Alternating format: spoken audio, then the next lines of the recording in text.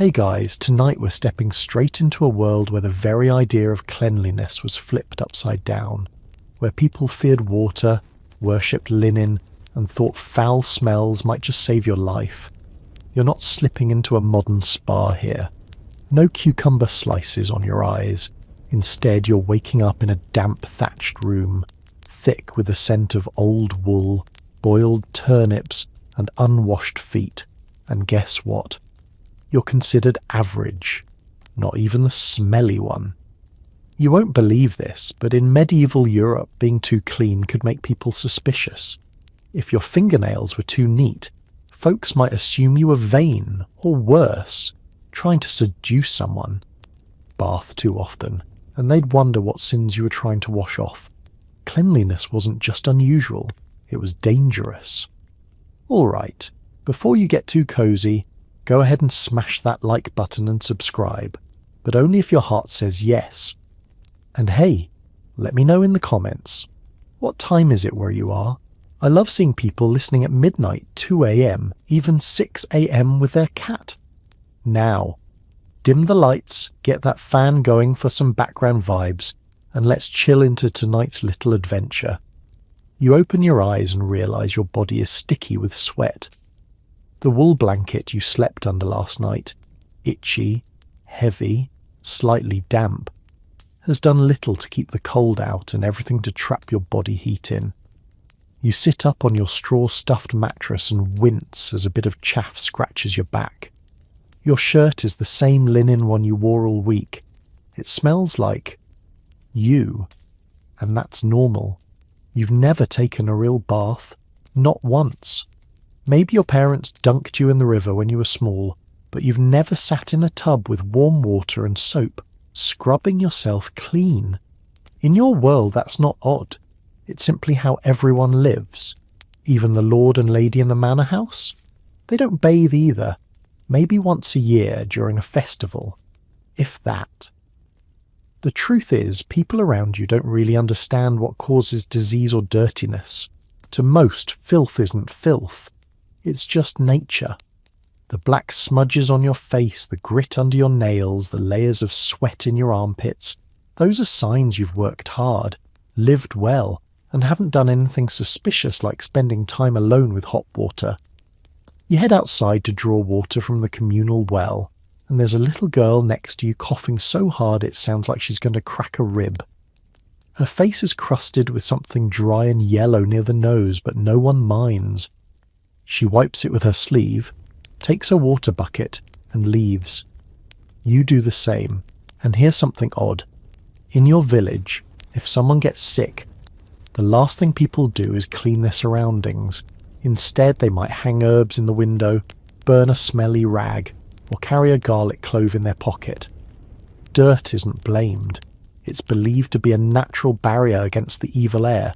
In fact, many believe that opening your pores too much, say by getting wet, would allow illness to slip right in. It's safer to stay dry, layered, and slightly grimy. There's even a superstition that if you do bathe in warm water, you should wait until a full moon or rub animal fat on your chest afterward to close your body back up. You remember when old Tilda, the widow who lives near the mill, got feverish and stripped naked to try washing herself in a nearby stream. People talked about it for weeks, not out of concern, but because they feared she'd invited death by exposing her skin to cold air. She died, of course, and everyone took it as proof that bathing brings doom. You scratch your scalp. There's something moving in there, just a tiny tickle near the crown. Lice, probably. You'll get your cousin to comb your hair with that bone-toothed comb again tonight, the one he boils in vinegar every now and then. You've never thought of it as being dirty. It's just how things are. Everyone has lice. Only the dead don't. Still, not all is lost. People do try to be clean in their own way, but as you'll soon find out, their ideas of cleanliness are stranger than anything you've ever imagined. You grab a handful of dry, crumbling moss from the wall near the hearth, last year's fire moss, scorched a little by the smoke, and press it between your fingers. It's rough, a little sooty, but you've seen your uncle use it like a cloth to wipe his hands before meals. Moss, in your world, serves as napkin, towel, even toilet paper in a pinch. It's soft enough if you pick the right kind, and absorbent enough to do the job. Just don't think too hard about what else it was used for last week. And that's the thing. Your relationship with clean isn't about bacteria or hygiene. No one's peering under a microscope. Instead, it's more about not offending your neighbour's nose, or your lord's. You remember the market boy last spring. He was hauled off by the reeve after customers complained about his stink. Unfit for trade, they said. His clothes had turned stiff with filth, and some suspected he hadn't changed his shirt all winter. No one knew whether he had actually broken a law, but the village didn't need laws for everything. Smelling too foul was cause enough to be punished, especially if you were poor. Oddly enough, dirt could also be a social shield. When you travel the roads, and you've done it a few times going to the midsummer fair, you deliberately rub some charcoal into your face and hands. It makes you look poorer, yes, but it also makes thieves less likely to bother you.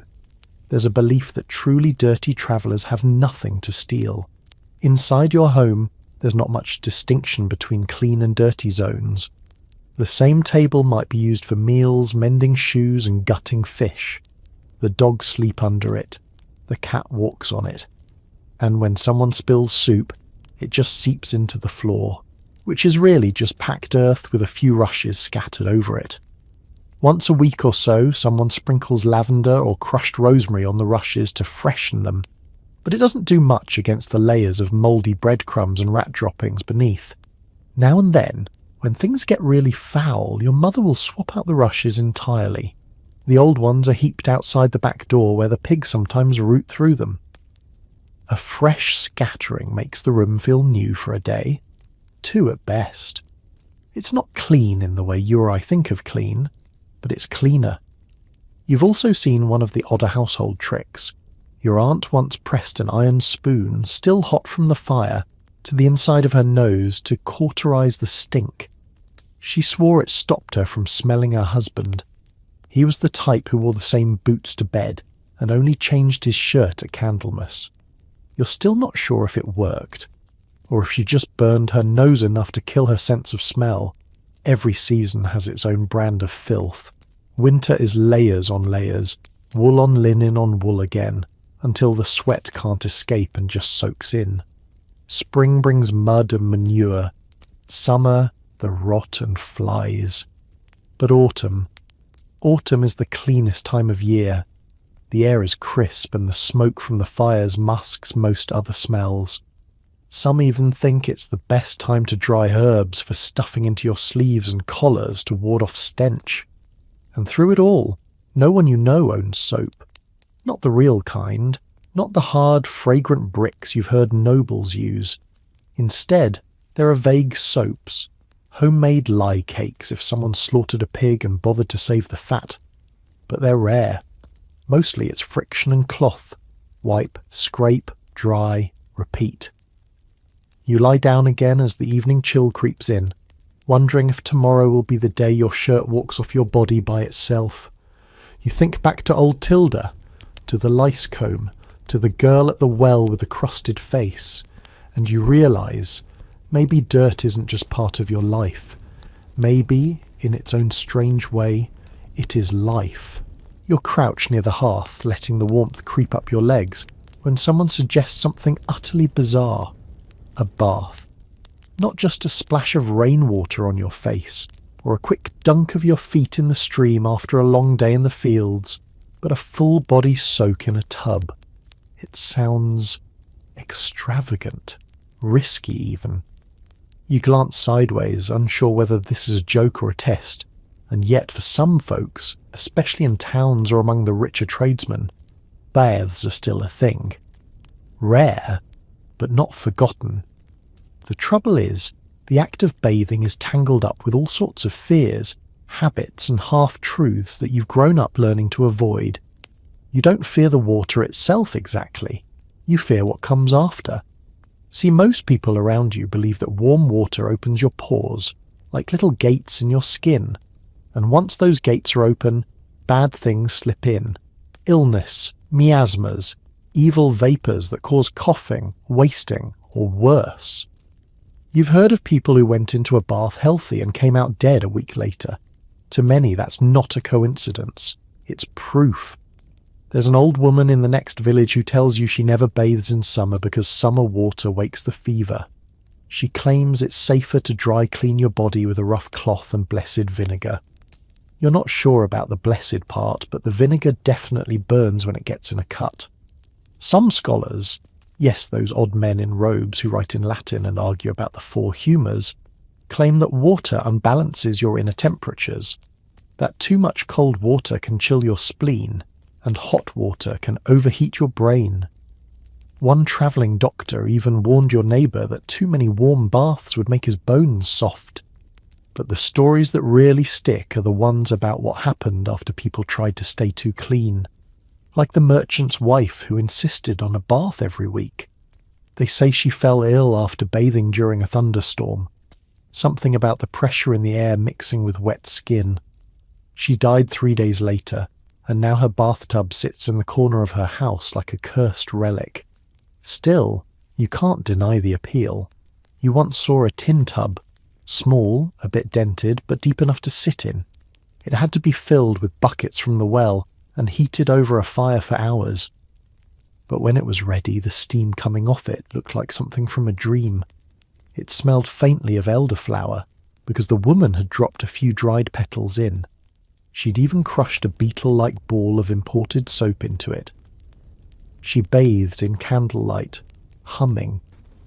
You remember watching her from the doorway, the moment so rare it felt like seeing a comet. Of course, that same tub was dragged out behind the house the next day, emptied into the garden, and scrubbed with sand to ward off any ill vapours that might linger. You've also heard that in some southern towns, places warmer than yours, where the streets are paved and people live closer, together, public baths still operate. They're like small halls with hot water, benches and steam. Some say they're dens of relaxation, others say they're hotbeds of sin. Either way, they're becoming less common. People are wary, not of dirt but of each other. And so, most of the time you make do. A basin, a cloth, a cold splash on the face when your head aches. Anything more than that feels risky, almost indulgent. But tonight, as you lie in your itchy linen, part of you wonders what it would feel like to sit in a bath, close your eyes and just breathe. No fear, no superstition, just warmth and clean skin. Maybe one day, you wake in the middle of the night, heart pounding. Not from a nightmare, but from the dream of something impossible. You are floating in warm water, soft as milk, your skin clean, your hair fragrant, no lice crawling behind your ears. A dream so foreign, it may as well have taken place on the moon. You roll over and stare at the rafters above your head. A bit of soot falls into your eye. You blink it away and sit up, stretching stiff limbs. You remember the conversations older folks have had around the fire about how things used to be. How in the old days even kings would visit great bathhouses built by the Romans. Stone floors, heated walls, flowing water. Some even had fountains. But that world is long gone. Those ruins lie crumbled outside of town, overgrown with vines and whispered about as cursed. No one bathes there now, only animals. Still, every once in a while someone tries to bring the idea back. Remember that carpenter from the next shire? He built a little wooden tub for his wife, lined it with tar to stop leaks, propped it near the oven to keep the chill off. He even carved handles shaped like swans, but the water was hard to haul and even harder to heat. They tried it twice. Then mice chewed through the bottom, and the dream of luxury drowned with the bath. And there are more tales. A noble woman in the north reportedly had a bathing chamber filled weekly by her servants. rose petals, warm goat milk, even crushed violets. She was beautiful, they say, pale, soft-skinned, glowing like moonlight, but also sickly. By 40, her teeth were gone, her gums blackened. People whispered that she had bathed away her health. And yet, what was the alternative? The castle cooks, the stable boys, the maids, none of them bathed. They wiped their skin with dry cloths, dusted their bodies with ground-up lavender and barley flour, and hoped no one noticed the smell. A few bold ones would rinse their feet in the rain barrel, but never the whole body. That was unthinkable. Even the suggestion could draw odd looks. You felt it yourself, the hesitance to stand out. You once mentioned to a travelling tinker that you'd like to try soaking your feet in hot water with mint leaves, and he laughed like you'd offered to marry a fish. "What are you trying to do?" he scoffed. "Make your toes fancy? So." Learned. Being too clean draws attention, and in a world where gossip spreads faster than rats in the pantry, attention can be dangerous. Still, the knowledge simmers under your skin. Deep down, the body wants to be clean. You felt it when rain drenched you unexpectedly. How fresh the air smelled, how cool the drops felt on your arms, how the dirt seemed to melt away. Even if you shivered later and had to drink hot ale to chase off the chill, for a moment your skin had breathed. There are whispers of people who rebel, quietly. A widow who fills a tin basin on Sundays when the sun is just right. A young blacksmith who scrubs his hands with ash not just for the forge, but because he likes the feeling. A brewer's daughter who rinses her hair with mead dregs and swears it keeps the fleas away. They're not common, but they're real. And maybe, one day, someone like you will start boiling water not just to cook, but to cleanse. You wake to the rustle of cloth and the creak of wood as the household stirs. There's no rooster crowing, just the sound of your father coughing in the next room and the muffled thump of your mother shaking out the linens. Linen, to be precise. That's what today is about. Because in this world, where hot baths are feared and water is suspect, there is one thing people cling to as their shield against dirt: clean underclothes. You rise from bed and begin the daily ritual that feels more like a ceremonial act than hygiene. First, you strip off the linen shirt you slept in, stiff at the collar, yellowed at the cuffs, and sour with a week's worth of skin and sweat. Then, from the chest by the hearth, you pull a fresh one. It's not exactly spotless, but it's been aired by the fire and smells of smoke instead of skin. For most people, especially those who live in towns or among the working poor, changing your linen regularly is the closest thing to washing the body. The idea is simple. The linen shirt is your sponge. It soaks up your sweat, your oil, your grime. And by changing it often, daily if you're rich, weekly if you're lucky, you're pulling the dirt away without touching a drop of water. That's why linen is so precious. Coarse wool is for outerwear, leather is for shoes and belts. But linen touches the skin. It's light, breathable, and, in theory, draws out the foul humours of the body. Some even believe it has spiritual or healing properties, that if you sleep in linen soaked with herbs like sage or marjoram, it can cure fevers. Others claim that tightly woven linen keeps lice from biting as deeply. You've heard stories of nobles with a dozen linen smocks, each embroidered with initials and hung on polished racks in sunlit chambers. They might not bathe more than once a season, but their underclothes are crisp and white. Servants spend hours beating them clean on stones, boiling them in ash water, and hanging them in gardens to bleach. You're not noble, of course, but your family has 2 good shirts per person, one for wear, one for washing. It's a system. Every 7th day the clean one comes out and the dirty one gets scrubbed, usually by you. You head to the back of the house where the washing tub sits, shallow, cracked, and smelling faintly of old soap root and rainwater. You pour in a bit of lye solution. Your mother makes it by steeping wood ash in water until it stings your skin, and toss in your shirt. You knead it with your fists, grind the fabric against itself, then rinse it with cold water from the rain barrel. The shirt never comes out truly white. It's more of a smoky grey, but it's dry, aired, and crisp, and that's enough. You hang it near the fire on a bent iron rod and turn back to the day's work, your body now clad in your cleaner self. There's a kind of psychological trick to it. Even if your hands are stained with dirt and your hair smells of onion and sweat, if your linen is fresh, you feel cleaner. It's the illusion of hygiene, but a powerful one, and people respect it. A man with a wrinkled coat but crisp linen is taken more seriously than one with a silken tunic and a filthy collar. Linen becomes a signal, not just of health, but of discipline, dignity, and effort. You once saw a travelling merchant with only 2 possessions, a sack of bread crusts and a spotless linen shirt folded over one arm. He claimed that when he wore it, guards treated him better, and innkeepers gave him lower prices. He might not have owned a bathhouse, but he understood the power of looking, slightly less dirty than the next guy. You remember the village wedding last spring?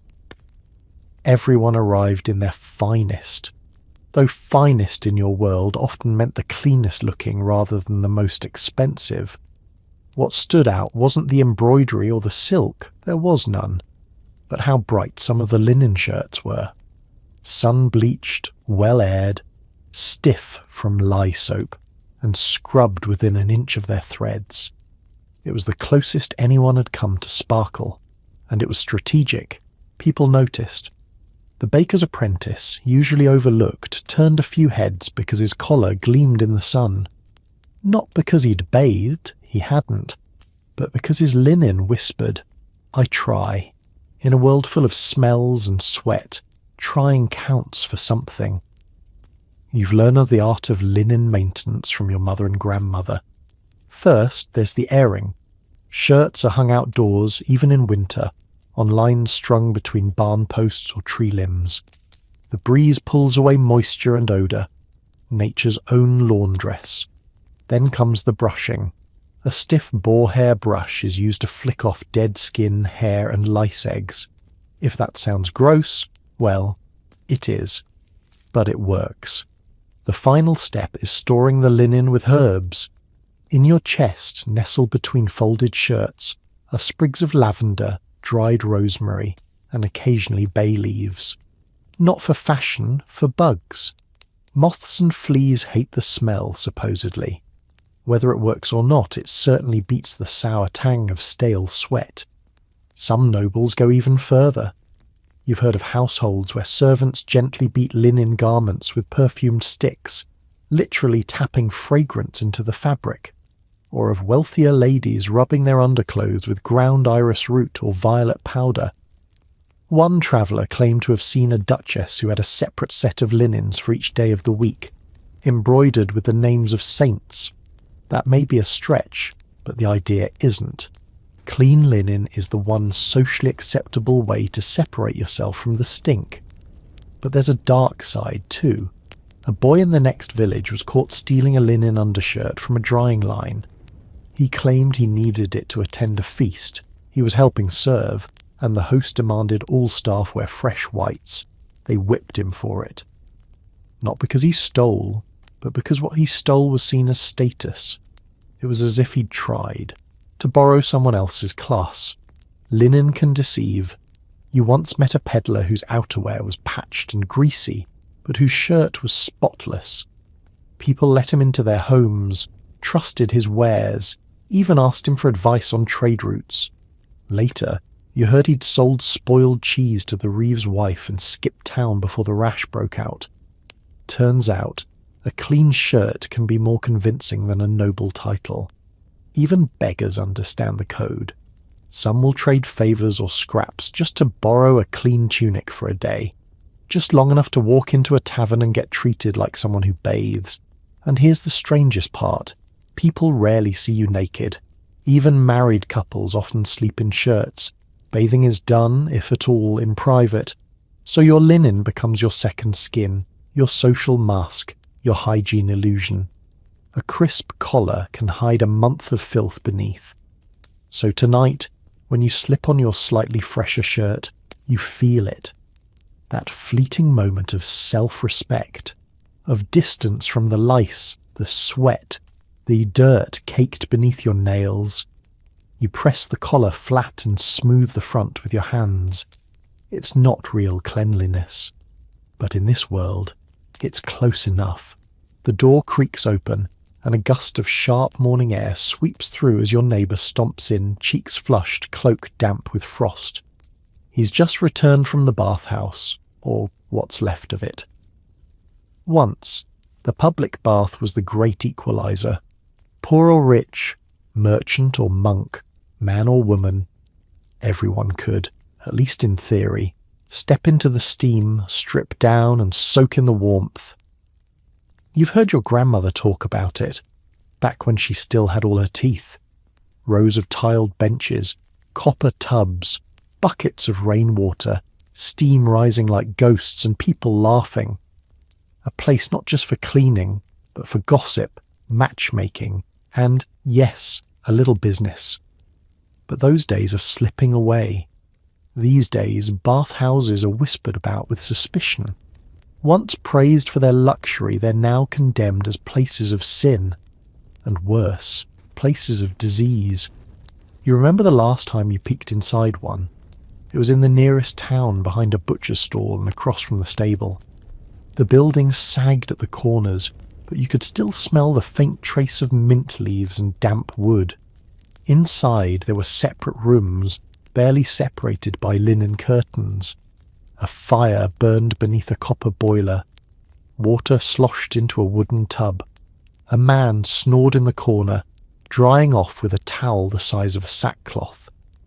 Another sat half naked on a bench, scrubbing his feet with lye soap and humming a tune about lost sheep. A woman passed you on the way out, hair wet, cheeks flushed, eyes glassy. She didn't meet your gaze. You heard rumours afterward, that someone caught the flux after visiting, that the town reeve wanted to shut it down, that improper things happened behind the curtains. It was hard to tell what was true, but the tone had changed. What was once routine, taking a bath with strangers, was now something shameful. Bathhouses, you realise, are becoming battlegrounds for more than just hygiene. They've become flashpoints for morality. You've heard stories from other towns too. In one, a preacher stood in the square and declared that public bathing was the devil's trick, that it encouraged nudity, lust, and idleness. He waved a Bible, shouted about sin, and by sunset the bathhouse had been torched. No one rebuilt it. People started using wash basins at home, or not at all. Still, some cling to the old ways. The bathhouse in your region is open once a week. Men on Thursdays, women on Fridays, and only during daylight. An old widow manages it now. She boils the water over a fire in a soot-blackened pit and lines the floor with dried moss to keep your feet from slipping. If you bring a few coins, she'll throw in rosemary or lavender, maybe even rose petals if you're lucky. But it's not just water you're paying for, it's privacy. It's the moment of steam loosening the grip of the world from your bones. It's the rare sensation of your skin being yours again. You remember your first visit, how the heat bit your lungs, how the sweat ran in rivers, how the bucket of cold water poured over your head made you gasp, how afterward, for just 1 hour, the itch between your shoulders vanished.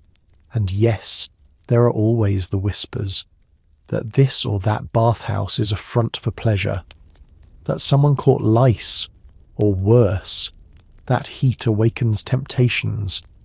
But the ones who say such things, they smell like they've never had their pores opened in their lives. You sit near the hearth that evening, the smell of wood smoke thick in your hair, still thinking about the bathhouse, Someone in the corner mutters that it's a place for loose morals and looser skin, but you've been, and you know that's not quite right. Sure, the steam has a way of softening people, not just their skin, but their voices. You've heard laughter echo off the walls, whispered secrets pass through the mist, even saw two old rivals quietly share a bench while rinsing their knees with mint water. There's something disarming about being stripped of your armour, literal or not. You sit shoulder to shoulder, and suddenly you're equals. But for others, the very idea of that intimacy is unsettling. A merchant's wife you once knew refused to enter a bathhouse on principle, said it was vulgar. Instead, she had her servants scrub her feet at home with cloths dipped in cider vinegar. Her gowns smelled of lavender sachets and starch, but her skin never knew the comfort of steam. And then there are the laws. Some towns now enforce strict rules around bathhouses, closing hours, gender separation, even fines for indecent conduct, whatever that means. You heard that in the capital. Bathhouses were required to register with the city clerk, and any violation could lead to permanent closure. Many just shuttered preemptively, not wanting the trouble. Of course, this didn't stop the more inventive ones. You once delivered a message to a private spa housed above a baker's cellar. No signs, just a discreet knock, a silver coin, and the scent of cinnamon and sweat wafting down the stairwell. What went on inside? You'll never know. But the coins were real, and the customers always looked a little too pleased when they left. Still, the truth is simpler. For most people, the bathhouse isn't scandalous. It's a luxury, a rare chance to feel human again. Not every village has one, and not every soul dares step inside. But those who do often leave with pink cheeks and straighter backs. You recall one strange night months ago when a travelling herbalist, an older man with a feathered cap and boots too fine for his coat, paid the old widow who runs your bathhouse to let him stay late. He boiled crushed bay leaves and eucalyptus in a copper kettle, poured the fragrant broth into the tub and soaked in silence for over an hour. When he emerged, he looked like he'd aged in reverse. The widow offered him a towel. He declined, just stood there, steam rising off his shoulders, and said, "This is the only place I can remember what it feels like to be clean." Then he vanished into the fog, never to return. Some nights, you think about building your own bath. Just a small one, a tin basin, a handful of herbs, a fire underneath. It wouldn't be sinful. It wouldn't be scandalous. It would be survival, a way to wash off the weight of the world. You look at your hands, cracked, blackened at the creases, rough as old bark, and wonder what they'd look like if soaked in something warm, not clean perhaps, but closer to something you can't name. You're standing by the hearth chewing a twig, not just any twig, a thin, flexible one from the hazel tree, with the bark peeled back and one end frayed like a soft broom. It's rough on your gums and a little bitter on the tongue, but it gets the job done, because this, here and now, is your toothbrush. You don't call it that, of course. To you, it's just a chew stick, something your father taught you to use, just like his father taught him. You've got no bristles, no peppermint paste, no ceramic cup on the sink. Just the age-old belief that keeping your mouth from stinking is worth a little morning gnawing. Clean teeth in the medieval world are a quiet kind of luxury. Not because of modern dentistry, but because people still cared how they smelled when they spoke. In fact, despite all the grime and rot around you, the mouth gets surprising attention. You finish chewing and spit a woody sliver into the ashes. Then you reach for your next tool, a little leather pouch filled with what looks like fine grey powder. Tooth dust. Your grandmother made it herself. Burnt rosemary leaves, crushed seashells, maybe a bit of salt. Some even add dried sage or ground charcoal. You dip a damp finger into the dust and rub it against your teeth. It tastes like smoke and the sea, and it leaves your tongue dry, but it scrapes away the sourness of sleep and meat. There's no mirror in your cottage, just a polished metal plate that warps your reflection like a puddle. You peer at your teeth, a little yellow, a bit crooked, but nothing wobbles and nothing hurts. That's good, because in this world, a toothache is no small matter. You remember what happened to the baker last winter. His back molar turned black. The pain made him sweat through his sheets. No doctor came. Instead, the blacksmith tied a length of waxed thread to the tooth and yanked it with one snap. The scream echoed through the village. He bled into a rag all night and barely ate for a week, but at least he survived. So you keep chewing, keep scrubbing, keep hoping your teeth hold firm another year. In the towns, the rituals go even further. Wealthier folks buy little sticks dipped in vinegar and mint oil. They floss with horsehair. Some ladies even rub their gums with honey to keep them soft and red. You once heard of a nobleman who cleaned his teeth with powdered pearls. Powdered pearls, can you imagine? You can't. But you can imagine how your breath might smell if you didn't do this.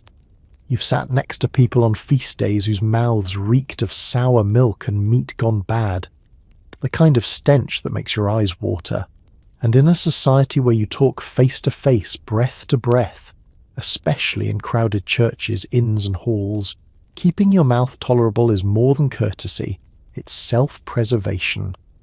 A merchant once passed through your village selling tooth tonics, small bottles of brownish liquid made from vinegar, rosemary and ground cloves. They smelled like pickled firewood and stung your gums, but they sold out fast. You managed to get a bottle, used it sparingly. When it was gone, you filled it with rainwater and sage, pretending it still had the sting. It didn't. But the illusion helped. Even your grandmother had a trick.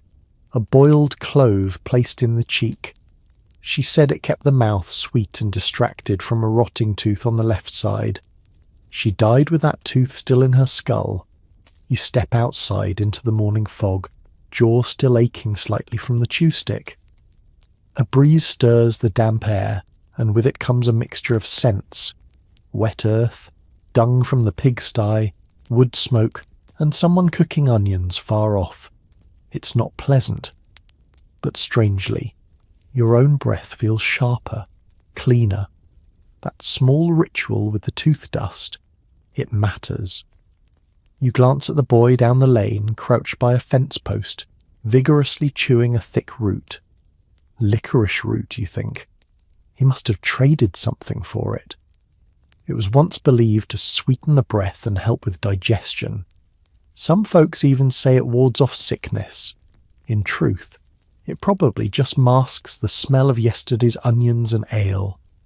You recall another old practice, rubbing your teeth with crushed sage or bay leaves. Your aunt used to swear by it, claimed it gave her noble breath. And when you saw her up close, her mouth did smell less like boiled cabbage and more like the spice shelf. Not good exactly, but not bad. You've seen some people brush their teeth with a cloth soaked in wine or vinegar. Painful, yes, but in their minds, worth it. The sting was the proof that it was working. You once tried it with sour cider and nearly choked. Your gums throbbed for a day, but your mouth did feel fresh, even if your lips peeled like they'd been sunburnt. In the towns, a few apothecaries sell little bundles of aromatic herbs to burn near the mouth or chew slowly after meals. These aren't common folk remedies. They're indulgences, expensive, finely prepared. You once saw a noblewoman pass by with a servant carrying a silver box filled with dried lavender, fennel seeds, and tiny squares of honey-soaked cloth. She plucked one from the box, popped it between her teeth, and smiled with perfect confidence. You're not that refined. But you've learned to carry parsley in your pouch when heading to the market. Just a sprig to chew now and then. It's subtle, and more than once it's saved you from embarrassment when bartering with someone who wrinkles their nose easily. Still, even with all this effort, your world remains filled with mouths full of trouble, Tooth rot is common. Gums bleed. Breath sours. There's no dental care, no enamel paste, no clean scalpel to pull a bad molar. When pain strikes, it strikes hard. And there's often little to be done but endure. Some folk turn to prayers, others to poultices, mashing garlic with salt and pressing it to the cheek. A few boil chamomile and swish the tea. One bold friend of yours tried packing the cavity with beeswax to seal the evil in. It didn't work. He spat it out with blood and tears an hour later. But among all these strange attempts, a quiet truth remains. People tried. They cared. Even without knowing the cause of decay or the science of breath. They understood the feeling of shame that came with foulness, and the small victories of scraping, rinsing and chewing until your mouth felt halfway bearable. So tonight, as you sit by the fire, chew stick tucked into your belt and a pouch of tooth dust tied at your waist, you feel oddly proud. Your teeth are yours, a little yellow, a little uneven, but still firm, still serviceable, and for now, still yours. And in this world, that's more than most can say. You tilt your head to the side and begin to scratch, behind your ear, down your neck, into the tangle of hair at the back of your head. It's subtle at first, a faint tickle like dust, then sharper, the unmistakable itch of life crawling through your scalp. Lice. Again. You groan softly and reach for the comb. It's carved from bone, its teeth narrow and wicked, made to drag through the jungle of knots and nests on your head. You heat it first, as your mother taught you, passing it over the flame of a candle, until it's just hot enough to sting but not burn. It's the only way, she said, to kill the eggs. In your world, clean hair doesn't mean silky or styled. It means not infested, and even that's a losing battle. You start combing from the nape of your neck upward, the teeth catching on burrs, soot, and the occasional stubborn scab. You wince. The comb scrapes skin, and flakes flutter down like old snow. You pause to wipe your hand on your tunic and see one of them, tiny greyish white, crawling near the sleeve seam. You flick it into the fire. This is normal. Everyone you know has lice, unless they're bald or fancy enough to afford regular vinegar rinses. You've heard that monks shave their tonsures not just for piety, but to keep lice from nesting in the crown. You envy that. Hair care, for you, is about control, keeping the crawling to a minimum, the smell to a level just shy of rotten milk, and the tangles from becoming mats that tear out when combed. You remember the time your cousin tried something new, goose fat mixed with crushed lavender. It smelled awful, like a roast gone sour, but it kept her hair slick and less prone to bugs, for a while. She'd melt a spoonful near the fire, rub it between her palms and massage it into her scalp. It gave her a certain shine. Greasy, yes, but managed. Some folk swear by rosemary water, boiled with vinegar and left to steep for days. You've tried it once, after trading 2 eggs for a ladle of the brew.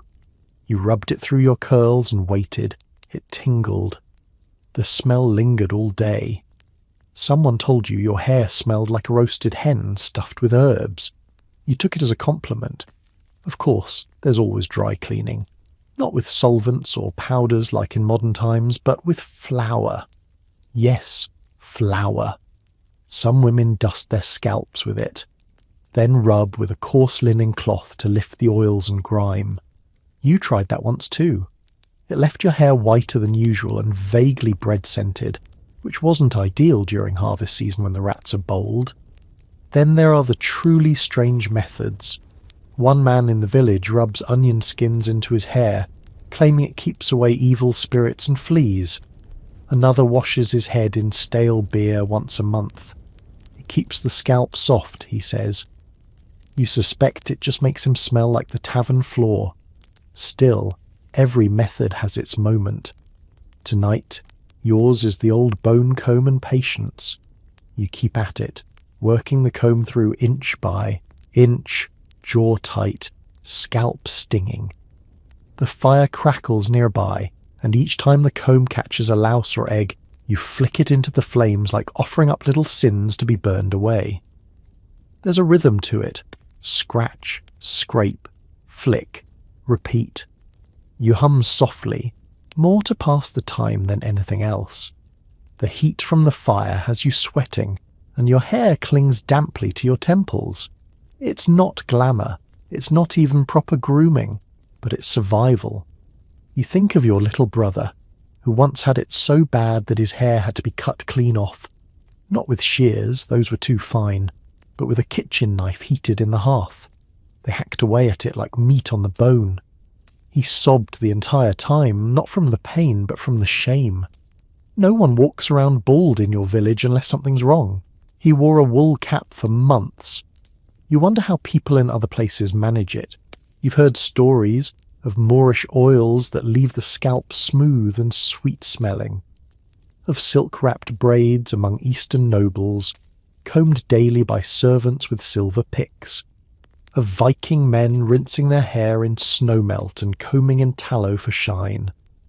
But here, in your little hamlet tucked between woods and fields, you have none of that. Your comb is bone, your soap is ash or vinegar if you're lucky, and your mirror is a dented tin plate. Still, even here, beauty is not forgotten. You've seen girls twist their hair into braids, weaving in bits of ribbon or dried flowers. A festival is never truly a festival until someone dusts their locks with powdered chalk or crushes berries for colour. You once saw a young boy rub walnut husk into his hair to darken it before courting a girl 2 farms over. He came back smiling. Maybe it worked. Even older folk have their tricks. Your grandmother used to rinse her greying hair in a tea of nettles and chamomile. She said it made her scalp tingle and brought dreams. When she died, her comb still held strands of silver laced with the faintest trace of yellow bloom. You run your fingers through your own hair now, coarse, damp, but less itchy. Fewer bumps, fewer bites. You exhale. It won't last. By morning, a few survivors will start crawling again. But tonight, for a little while, you've won. You wrap a cloth loosely around your head. Some say it helps suffocate the lice, others that it just keeps warmth in. Either way, it makes you feel more at peace. You sit back on your heels, eyes closed, scalp humming faintly. Tomorrow you'll trade for more rosemary. Maybe even a sprig of thyme if the herb woman has it. Or perhaps, if your chores go well, you'll ask your sister to try the goose fat again. Because in this world where water is rare, soap is sacred, and lice are your constant companions, hair care is never really about beauty. It's about control. It's a war you fight with fire, oil, herbs, and hope. And every clean stroke of the comb is a tiny rebellion. You're sitting beside a window cracked just wide enough to let in a sliver of fresh air. The midday sun is high, casting soft light across the stone floor, and for once, you don't smell like smoke or sheep. You smell like roses. Well, sort of. You dab your wrist again with a little cloth square soaked in rosewater, faintly sweet, slightly sour, made by steeping dried petals in warm water and straining it through linen. It's weak stuff, but better than nothing. You press it to the side of your neck, then fold it and tuck it away in your sleeve like it's a holy relic. The scent fades fast, but in this moment it gives you the illusion of freshness. Because here's the truth. You're not fooling anyone. You haven't bathed in over a month. Your shirt is cleanish. Your hair has been combed recently. But the body underneath, stale. And in medieval life, that's normal. Which is exactly why perfume becomes your secret weapon. You've seen how the wealthy do it. Layer after layer of fragrance. Lavender water, musk, orange blossom, violet, crushed mint, even tinctures of ambergris if you're truly wealthy or connected to a spice trader. But the goal isn't to smell good in the way people do now. It's to not smell bad. You remember watching a nobleman pass through the market last summer. He wore a fine tunic of red wool trimmed with fur, and as he walked, he flicked a feather duster-like wand in the air, a pomander on a stick soaked in cinnamon and frankincense. The scent filled the road like a royal procession. It didn't cover the smell of his horse or the sweat pooling under his arms, but it distracted from it. That's the trick.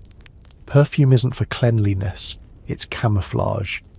You tried to make your own once, crushed some marigolds into a mash, soaked them in barley beer, and let them sit by the fire overnight. The next day, it smelled like a wet sheep in a flower pot. You poured it out, discouraged, but not defeated. The herb woman told you to try rosemary and clove instead. So you did. You boiled them, cooled the water, strained it, and dabbed it behind your ears. It smelled sharp, almost spicy, and gave you a jolt of energy. For an hour, people gave you strange looks, not in a bad way, just surprised.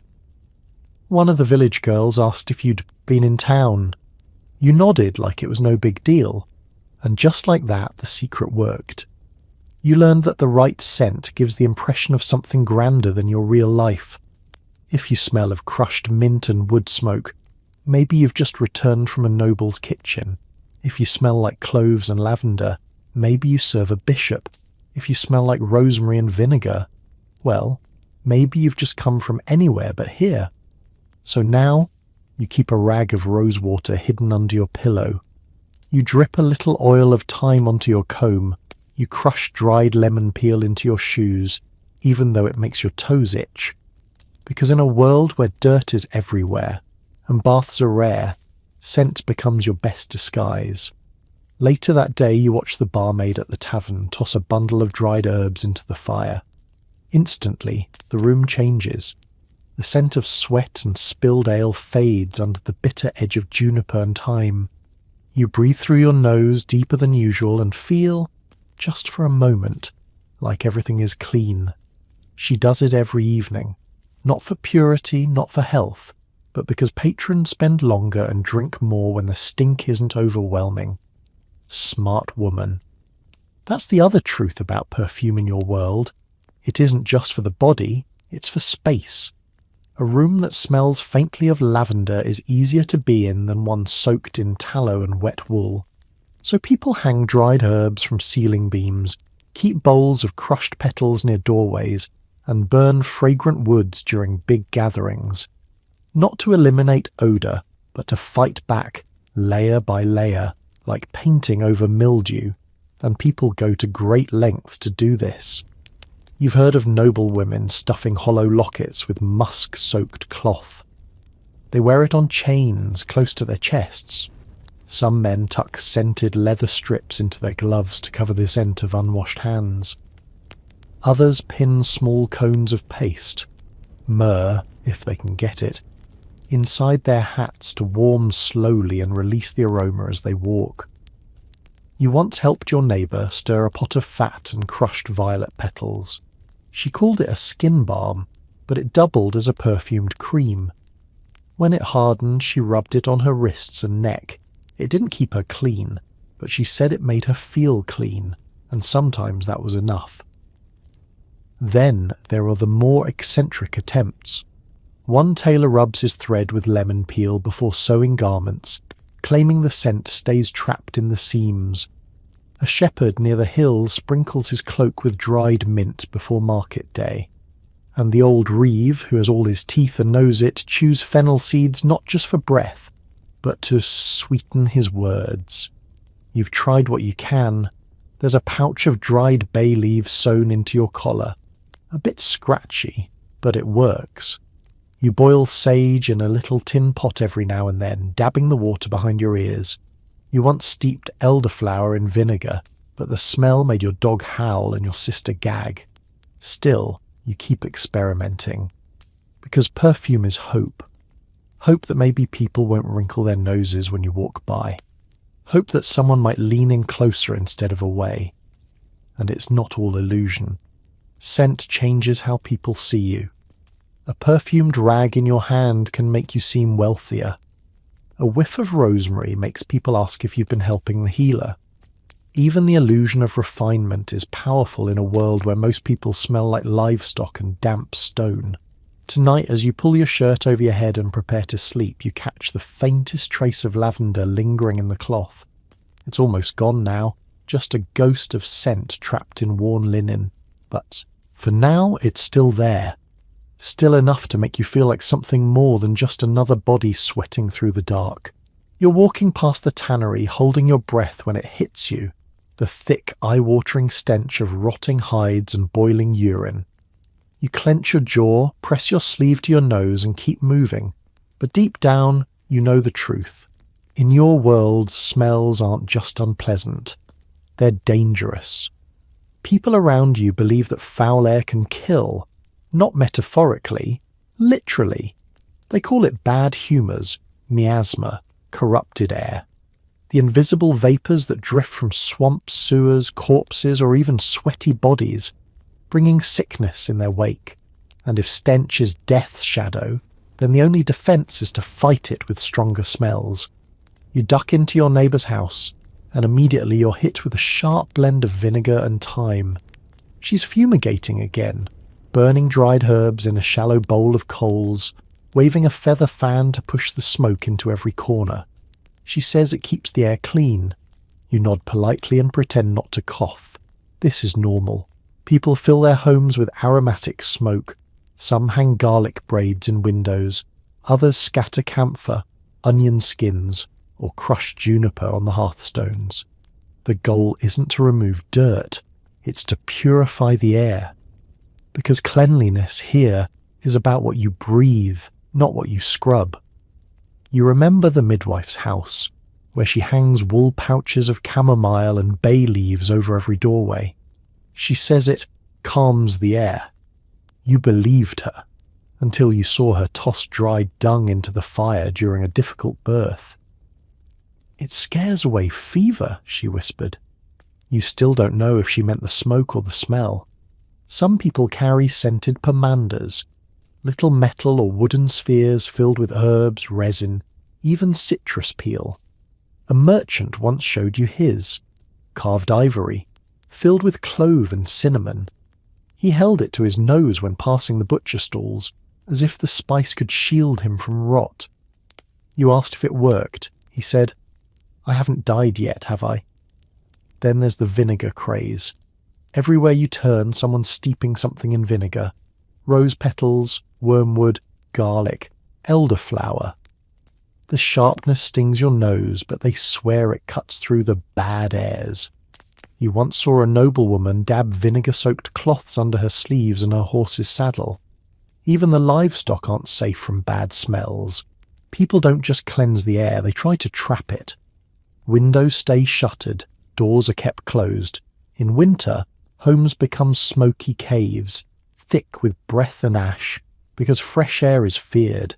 It carries chill, yes, but more dangerously it carries invisible sickness. You've even heard of people stuffing rags into their nostrils when travelling near plague houses. 2 old men in your village chew cloves as they walk, convinced it builds a barrier between their lungs and the world.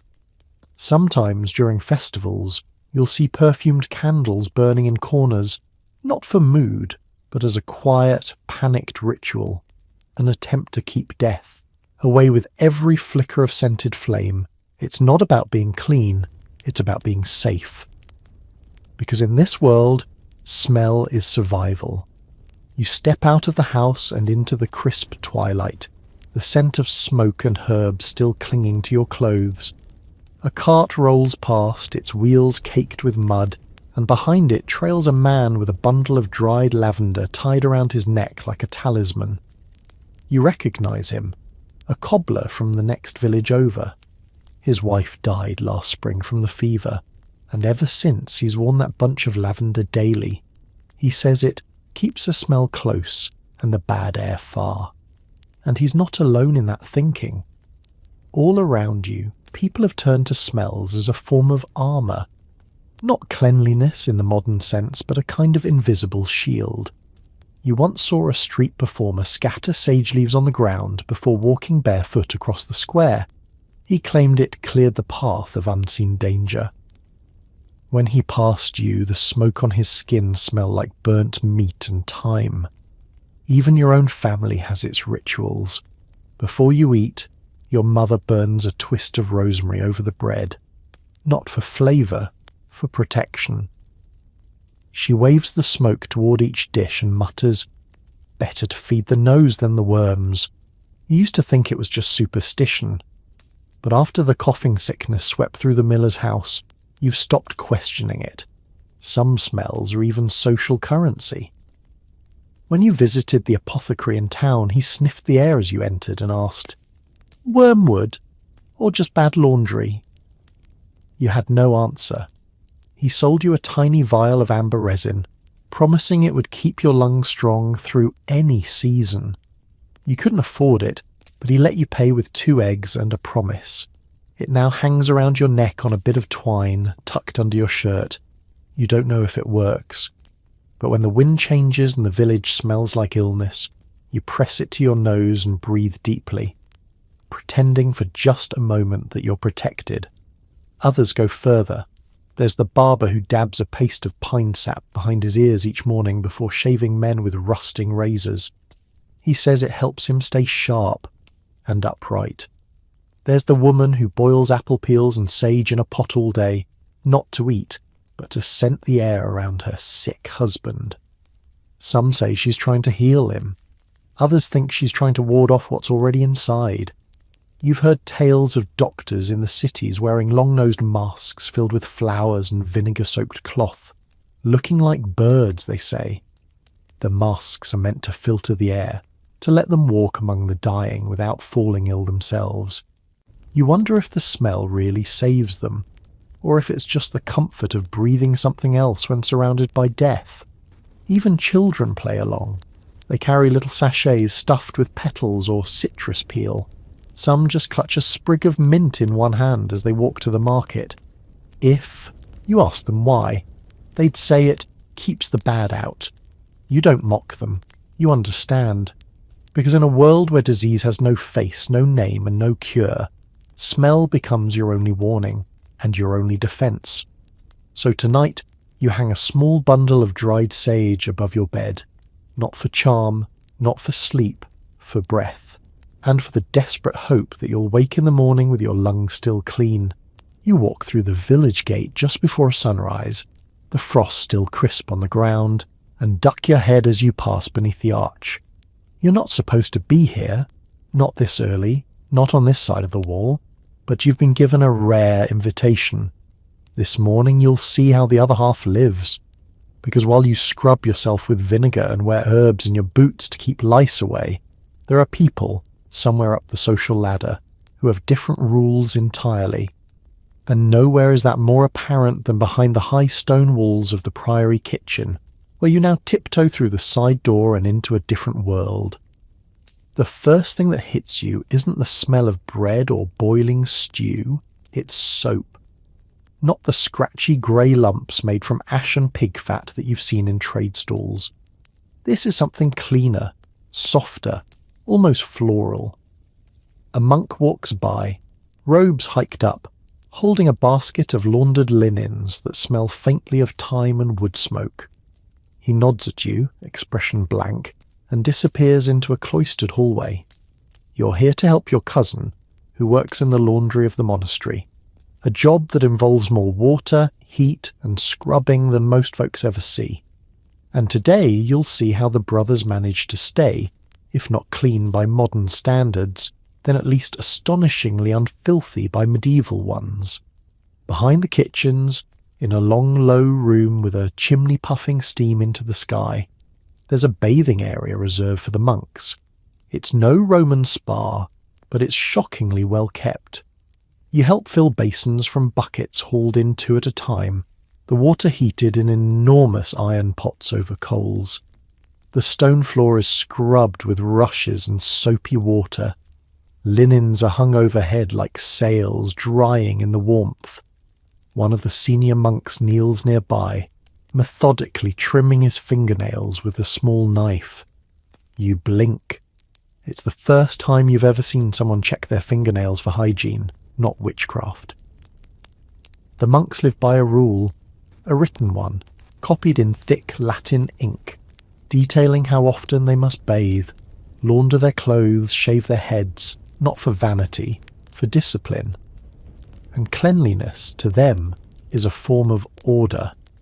You're handed a brush and shown how to scrub the stone ledges where soap residue collects. You can't help but notice the neat row of combs, boiled, dried, and stored in a wooden box lined with cloth. You ask your cousin how often they clean them. "Every week," she whispers. "They say lice disrupt prayer." That might be a joke, or it might not. There's an odd calm here. No one curses. No one rushes. When one monk finishes washing, another takes his place. They nod to one another like dancers in a ritual. The air smells of rosemary and steam, and your own skin begins to sweat just from proximity. You suddenly feel dirtier than you've ever felt in your life.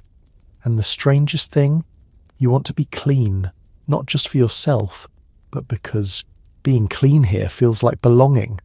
You continue scrubbing in silence, the brush scratching rhythmically against the stone, your fingers red and raw from the heat of the water.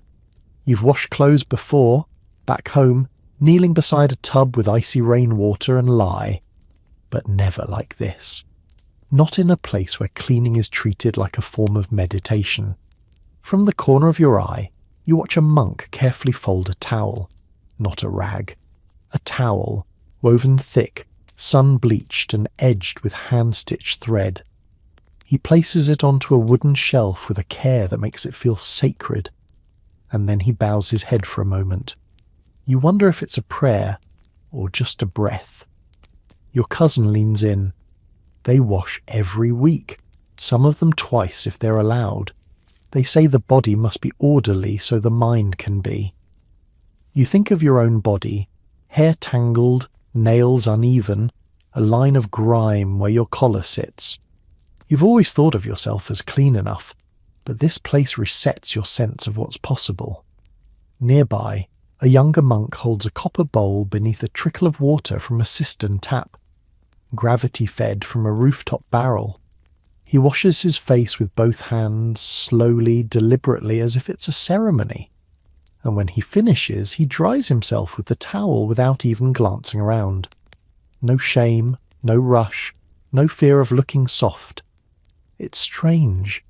You were taught that too much attention to cleanliness meant vanity, that men who cared about neatness were wasting time, that a bit of dirt under the nails was honest, that water was to be feared, that soap was for weddings.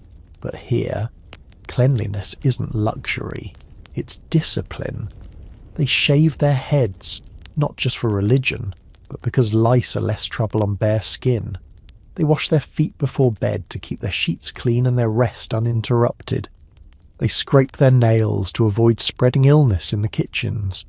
They boil combs not because they're fussy, but because they've learned what happens when lice go unchecked in a shared dormitory. You help carry a basket of laundered robes out into the courtyard where the wind can catch them. The air smells of sun-warmed stone and crushed thyme from the garden nearby. A bell rings, distant but clear, and the monks begin to gather for prayer. No one rushes to tidy themselves, no frantic washing of hands or smoothing of hair. They're already prepared. 'Cause here, cleanliness is constant. Not an act of shame, but one of quiet strength. Your cousin hands you a bundle wrapped in cloth. "For you," she says, "leftover soap ends, the good kind." You nod, unable to speak for a moment, because now you understand something you never did before. You'd thought cleanliness was about hiding filth, about masking the stink of life with herbs and vinegar and rosewater. But here, you've seen a different kind of clean. One built on rhythm, routine, quiet care.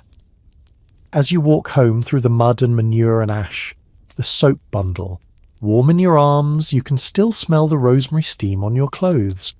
And for the first time, it doesn't feel borrowed. It feels like something you could carry into your own life. You return home with the soap tucked deep in your satchel, its soft scent clinging to the worn fabric like a secret. No one notices at first. Your mother's busy stirring the stew, your brother's chasing the chickens. But as you move through the room, your sister lifts her head. "You smell like herbs," she says, suspicious. You shrug and say nothing, because what are you supposed to tell them? That there's a place just over the hill where people plan to wash? Where water isn't feared, but boiled and poured with intention? Where fingernails are checked, heads shaved on schedule, and linens don't crunch when folded? No, they wouldn't believe it. Or worse, they'd mock it. You head to your corner of the house and pull the soap out. It's shaped like a stone, edges rounded from use, pale green with flecks of something darker. You hold it to your nose and breathe in. Laurel, maybe. A bit of animal fat. Some sort of resin. It's faint now, but clean. Your father walks in behind you and wrinkles his nose. "What's that?" You lie. "Just a lump of candle wax." He grunts and says nothing more. That night, when everyone's gone to bed, you slip outside in the dark and head to the back barrel. It's rainwater, cold, stagnant, not fit for drinking, but it'll do. You dip your hands in, grit your teeth, and begin scrubbing your arms with the soap. The lather is thin but soft, and the chill bites straight through to your bones. You don't stop. You scrub your forearms, your elbows, your neck, behind your ears. You even rub the bar along your scalp and feel it snag against a patch of dried oil and sweat. It hurts. You keep going. Your breath clouds in the air. Somewhere nearby an owl hoots. Your skin burns from cold, but it's nothing like the quiet, tender sting of real cleanliness. When you're done, you dry off with your shirt, no towel here, and sit on the chopping block shivering. But something's different. Your skin hums, your head feels light, and your hands, for the first time in weeks, don't stick when you press your palms together. You glance down at the soap. It's worn now, a little smaller. You'll ration it. Use it once a week, maybe less. Just enough to remind yourself that clean doesn't have to be for monks or merchants. You go back inside and crawl under your blanket. The straw pokes your side. The air still smells faintly of broth and old wool.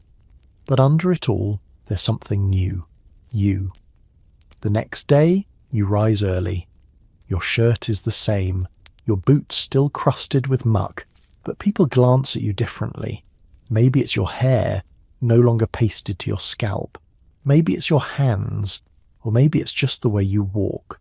Because when you've been clean, even once, the memory of it lingers like a scent you can't shake. And suddenly, the world smells different. By mid-morning, you're elbow deep in soil, helping your brother dig a trench for cabbage rows. Dirt cakes under your fingernails, sweat beads on your brow, and the smell of manure hangs heavy in the spring air. But under all that, there's still something subtle clinging to your skin, a trace of clean, and it changes everything.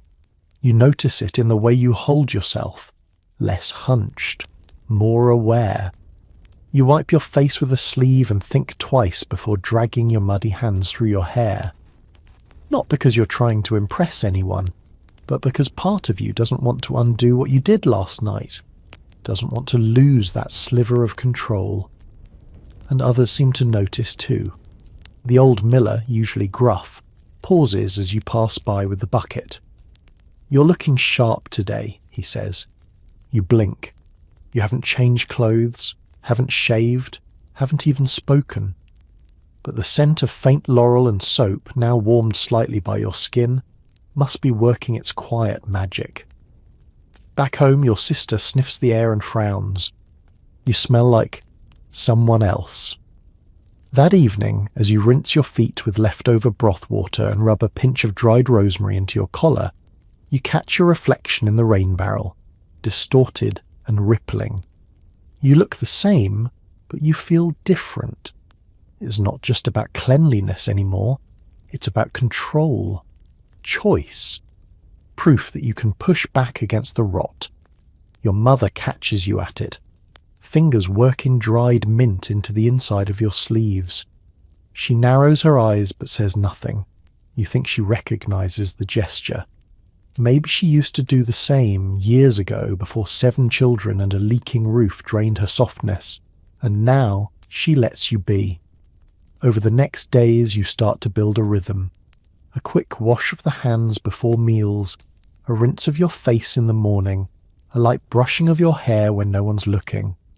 The soap is dwindling but carefully guarded, wrapped in cloth, hidden beneath the floorboard, your own secret talisman. When market day comes, you walk in behind a cart of cabbages and slip through the square unnoticed, yet not invisible.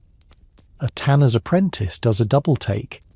A barmaid smiles, faint but genuine, and suddenly you realize something that sends a shiver through you. Not cold, but clarity. Cleanliness in your world is power, not wealth, not beauty, but the quiet kind of power that makes people lean in instead of step back. That gives you a fraction of control in a life shaped by mud, sweat, and survival. You pass by the monastery wall again and catch a drift of steam from within. Somewhere behind it, monks are scrubbing their floors, folding their linens, steeping herbs in copper pots. They don't know your name, but for a moment you feel like part of that world, because now you've joined them in your own small way, not with prayer, but with soap. You're walking along the path that skirts the edge of the village, boots sinking slightly into the thawing mud, when you see a figure crouched by the stream. It's Elric, the tanner's boy, stripped to the waist, scrubbing something furiously against a flat stone. You pause, curious. It's not a shirt he's cleaning, it's himself. He's got a fistful of crushed bramble leaves in one hand and a small rag in the other. His skin is pink from cold and friction, and he's muttering under his breath as he works behind one knee. You don't say a word. You just stand there, quiet, invisible, and watch. Because this raw, improvised, desperate form of cleanliness is the reality for most folks like you. Peasants, labourers, people who live by the turn of the soil, the swing of the axe, the stink of livestock and wet boots. And when you don't have soap, or servants, or copper tubs, you make do. Elric dips the rag into the water, wrings it out, then begins wiping down his arms, fast and hard like he's trying to erase a layer of skin. You know that feeling. The bramble leaves act like a scrub, not perfect, certainly not gentle, but just enough to cut through the oil and grit. You've used them yourself when the itch becomes unbearable, and the stink of your own armpits makes sleep impossible. Peasant life doesn't offer softness, no perfumed linens or muslin cloths, but there's still pride. And when you've been sweating in the fields all week, sometimes the only reward is standing ankle deep in a stream, wiping ash from your neck and breathing like you've just escaped drowning. You remember the last time you tried it. Mid-autumn. You'd been in the fields turning sod for 3 days straight, hands cracked, hair stiff with dust. You sneaked away at dusk with a fistful of soapwort and your spare tunic. No one knew. You stood shivering in the shallows, rubbing until your skin burned and the water darkened with the runoff. You didn't even dry off, just let the wind do it. And for one evening, your skin felt like yours again. Back at home, no one commented, but your sister sat a little closer. Your mother passed you the ladle first. Even your father, usually gruff and distant, clapped you on the shoulder as he passed by. That was enough. These days, you've learned all the peasant tricks. Bramble for scrubbing, soapwort root mashed into a froth, a dash of stale ale to rinse the scalp, heated stones wrapped in cloth for steaming open the pores, And always, always, a basin of rainwater tucked behind the house, if the chickens haven't dirtied it. You once heard of a man who used boiled nettle water as a foot wash, claiming it toughened his soles and kept the rot away. You tried it once. It stung like fury. But your feet stopped peeling for a week. The truth is, peasant cleanliness isn't graceful. It's not pleasant. It's work, just like anything else. But it's possible. And when you glance back at Elric, still crouched by the water, you don't see someone desperate. You see someone trying. Later that evening, you sit by the fire, your knee still damp from kneeling by the stream earlier. You've taken a page from Elric's book, bramble leaves and cold water, a little soap scrap rubbed between your palms, and a linen cloth that still smells faintly of ash. You wouldn't call yourself clean by any noble's measure, but the layers of filth have been peeled back enough to make you feel human again. Your brother flops beside you on the floor, sniffing the air like a hound. You smell like wet grass. You nudge him with your elbow and smirk. Better than goat. He shrugs, unconvinced. That's the peasant way. No one expects you to shine. But if you can knock the edge off your scent, just enough to stop animals from mistaking you for kin, you're already ahead. Still, there's something satisfying about these rituals. Primitive, yes, but honest. You gather rosemary when it is in season, dry it above the hearth, and crumble it into your wash basin during warm months. You've even tried boiling barley husks once, after hearing an old field hand claim it draws dirt out like a magnet. It didn't work, but it made you feel like you were trying. Your neighbour swears by apple peel vinegar. She soaks her feet in it after working the fields. You tried it last week. It made your heels feel like they'd been scoured with fire, but the itch between your toes vanished overnight. Another trick? Sand. Just dry. Fine sand. You rub it across your hands, under your nails, even across your arms if there's no water. It scours, leaves scratches, but it pulls away grease like nothing else. A rough fix, but in a rough world it counts. Even the smoke has a role to play. You once readied yourself for the midsummer fair by standing in the smoke of the bread oven. Not just for warmth, but because the smell of smoke, oddly enough, masks the stink of sweat. Some even say it seals the skin. You're not sure what that means, but it left you feeling oddly confident as you walked among the stalls, shirt stiff with starch and soot, breath faintly fresh from parsley. You remember passing by a group of farmhands and catching their nods.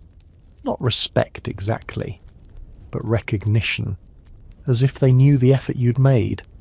The small rebellion against grime. The refusal to surrender entirely to mud and livestock and sweat. And that's what it comes down to. You might never know what it feels like to soak in a tub of perfumed water. You'll never have a maid brush your hair or a silver basin brought to your bedside. But you found a way to clean the creases of your hands, to rinse your face in cold dawn light, to scrub the soles of your feet until they feel new.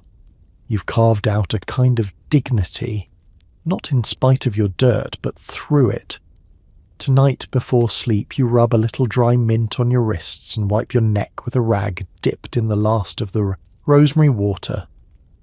You close your eyes to the creak of the rafters and the scratch of rats behind the wall, and even as the straw beneath you shifts and the wind seeps through the cracks, your skin tingles with the ghost of effort.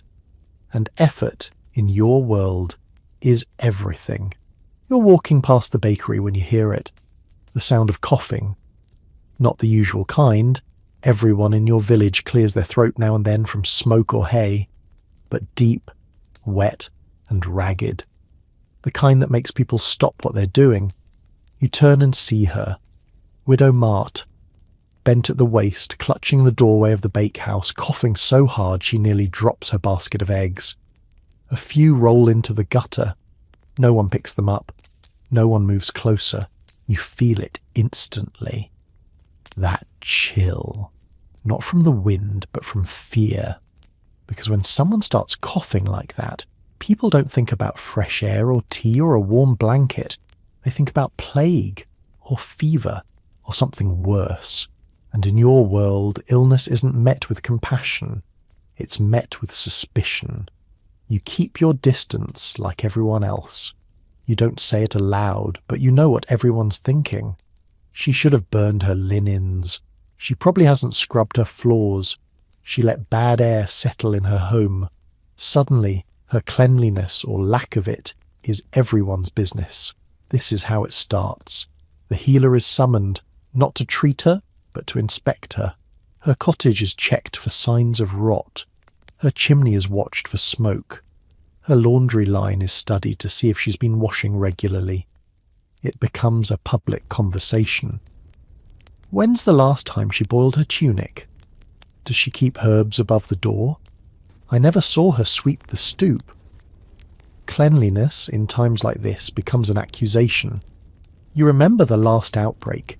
It swept through the low fields like a shadow. 6 sick in a week.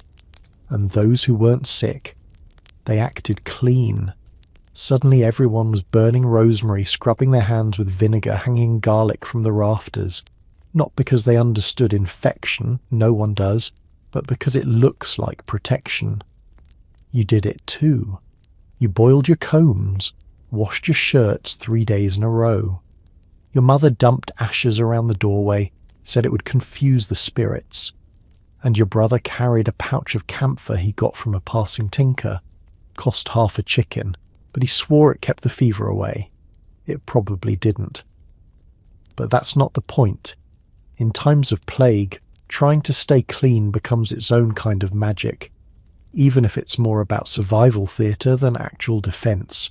The funny part, some of the dirtiest people you know stayed healthy, and some of the cleanest were the first to fall, but perception is everything, and the appearance of cleanliness might be the only thing standing between you and isolation, or worse.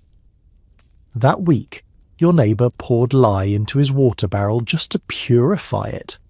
A woman 3 doors down refused to let anyone inside unless they stripped to their shift and doused their feet in wine. And at the village edge, one family locked themselves in and lit time fires night and day, smoke pouring through every window. None of them got sick, did it? Work? Or were they just lucky? You'll never know. But now, as you watch Widow Marta cough into her shawl, you feel the village pulling away from her, inch by inch. And suddenly, staying clean isn't about pride. It's about not being next. The next day, Widow Marta's door is shut tight. A scrap of red cloth is nailed above the lintel. Just a strip from an old shawl, but everyone knows what it means. No entry. Fever inside. And with that, she's alone. People pass her house with their cloaks drawn close, their eyes averted. A neighbour quietly leaves a loaf of bread on her doorstep, but no one knocks, no one lingers. She might still be coughing. She might already be dead. No one wants to find out. You walk past, breath held, heart thudding. Back home, the rituals start again. Your mother stirs vinegar into a pot with dried rosemary and sets it to simmer. The sharp, acrid steam fills the cottage, making your eyes water and your throat sting. It doesn't matter. She says it clears the air. You hang your shirt near the hearth so the smoke can soak it. Your father takes his boots outside and scrubs them with a brush that hasn't been used in years. The family dog is driven out into the cold, just in case he's carried something in on his fur. And then your mother pulls out the last sliver of soap from the corner of the pantry, the precious soap you've been saving. She slices it into 4 pieces, 1 for each of you. Wash your hands, she says, until they sting. You do, because when plague is near, even superstition feels like science. You've heard stories of what happens in other towns. Wells poisoned out of fear. Whole families boarded inside their homes and left to fate. A traveller with a cough beaten in the street. It sounds distant, dramatic. But now, With mutter behind a locked door, it feels terrifyingly close. At the inn, they stop pouring ale into shared cups. At the market, people wrap their faces with cloth soaked in wine or vinegar. Even the priest stops blessing foreheads and begins waving from a safe distance. It's not hygiene, it's panic, dressed up as cleanliness. But there's a strange clarity in these moments. You see who knows how to prepare, who boils their linens, who burns herbs properly, who carries scent pouches, and who just pretends. The ones who've been quietly keeping clean all along suddenly stand taller, respected, listened to, even envied. And those who haven't, they vanish. That evening, you gather rushes for the floor and sprinkle them with dried thyme. You mix ashes with soap scraps and scrub the threshold. You light a candle, not for light, but for the steady, fragrant burn of bay leaf. None of this is guaranteed to save you, but it feels like something. Because in times like these, when breath becomes danger and touch becomes risk, cleanliness transforms from habit to shield. Not against death, perhaps, but against fear, against judgment, against being left behind, and that sometimes is enough. You're hunched beneath the eaves of a crooked old roof, staring down at a bowl of greenish liquid, wondering if you really have the courage to put it on your skin. The smell is unholy, a mix of garlic, bile, and something vaguely barnyard. The apothecary called it a curative bath, though it's no bath by any stretch. Just a shallow basin and a wooden spoon.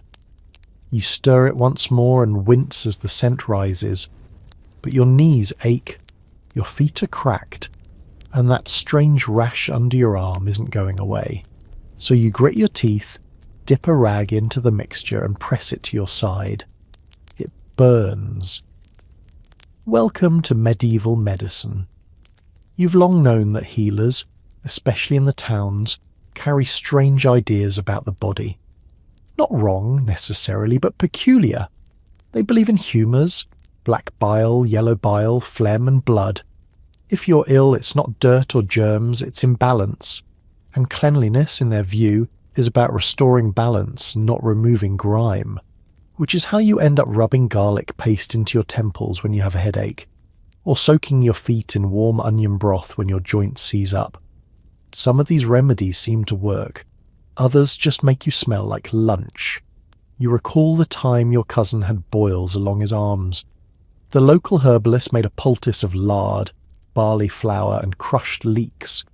It looked like porridge and smelled worse.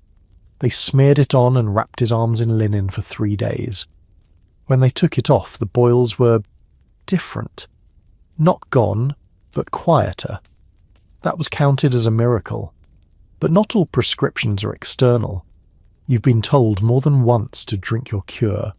Vinegar with garlic and honey for throat infections.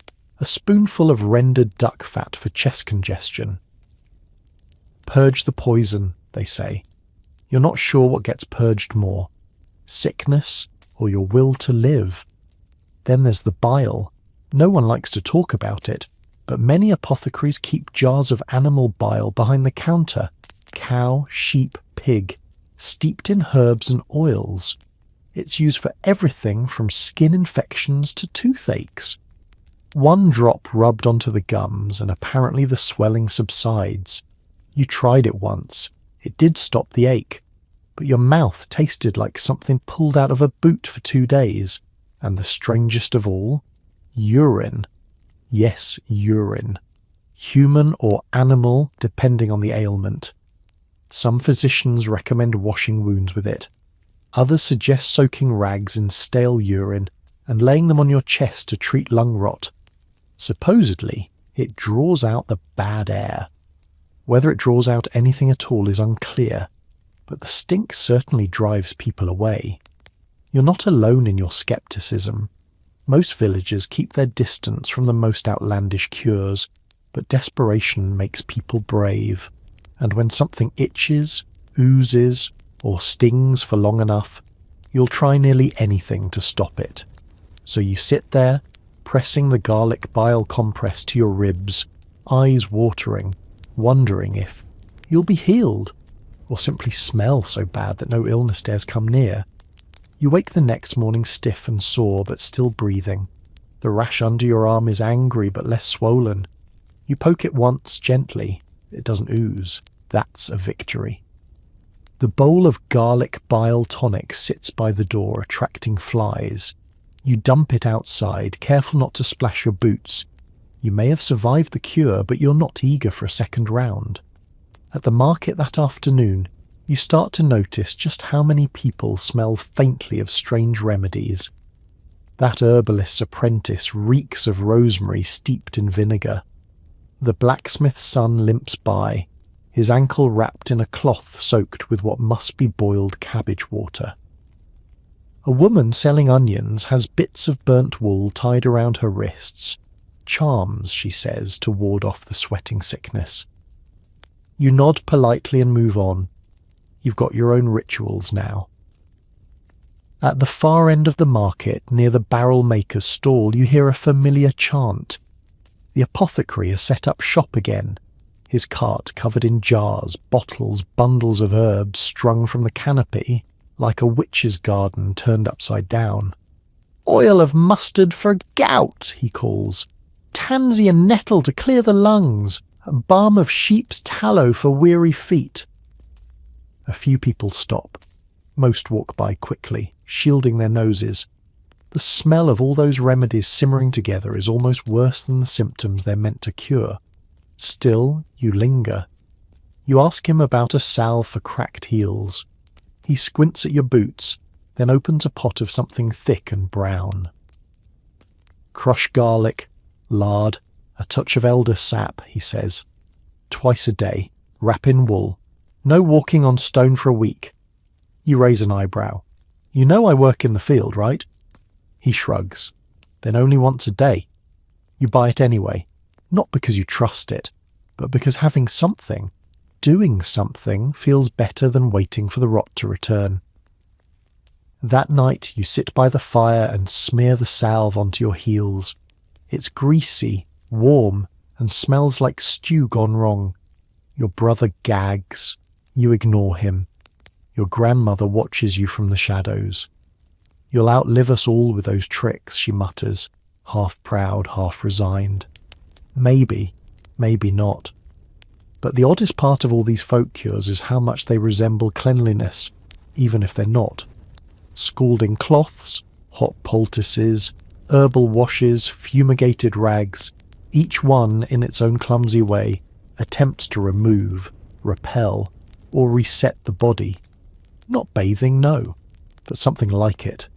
A ritual of wiping and scrubbing and steeping that touches on the idea of purification, even if it fails. You lie down later on a bed of straw, your feet greasy, your skin still faintly tingling from yesterday's burn, and your lungs filled with the faint scent of thyme and lard. It's not soap, it's not a bath, but in this world, it's as close to clean as medicine allows. You're sitting by the riverbank, toes dipped in the cold shallows, when you spot something bobbing gently in the reeds, a scrap of white cloth torn and soaked. You fish it out, curious. It's no ordinary rag, it's a chastity cloth. You look around. No one's nearby. You fold the wet fabric in your lap, not out of prudery, but out of habit. In your village, these things aren't discussed openly, but they're used all the same. Because in a world where people don't bathe regularly, and where temptation is seen not just as sin, but as sickness, there are rituals for the body, especially when it comes to lust. You've heard of the night baths some noble women take before marriage, steeped in mint and chamomile to cool the blood.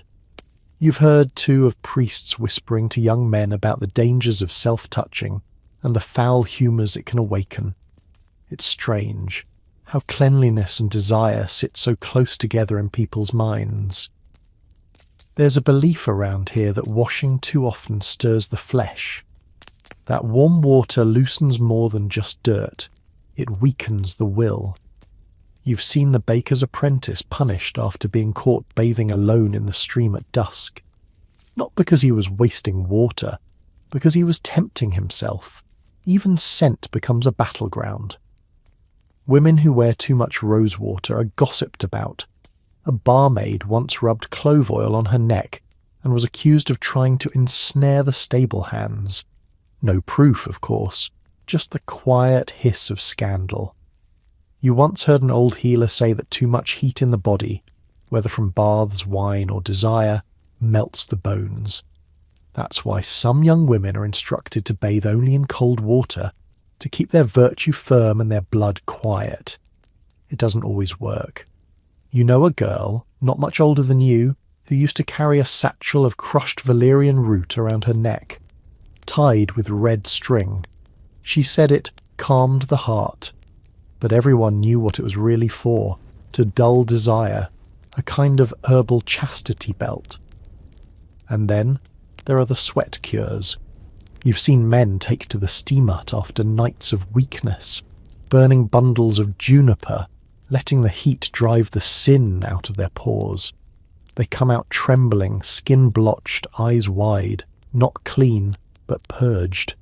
It's a strange dance, this medieval cleanliness of lust. Wash too little, and you're filthy. Wash too much, and you're suspect. Touch yourself in the wrong way, or at all, and you might be sent to the priest for confession, or to the healer for mugwort tea to balance the humours. Even married couples have their rules.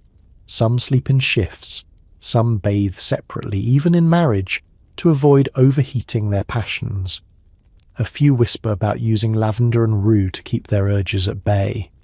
Others lean into it, using mint oils and wine-scented cloths to awaken the blood. There's no consistency, just fear. And the body becomes a battlefield between cleanliness, temptation and shame. You hold the damp cloth in your hands, now limp and fraying at the edges. Whoever dropped it must have been trying to follow the rules. Stay pure, stay clean.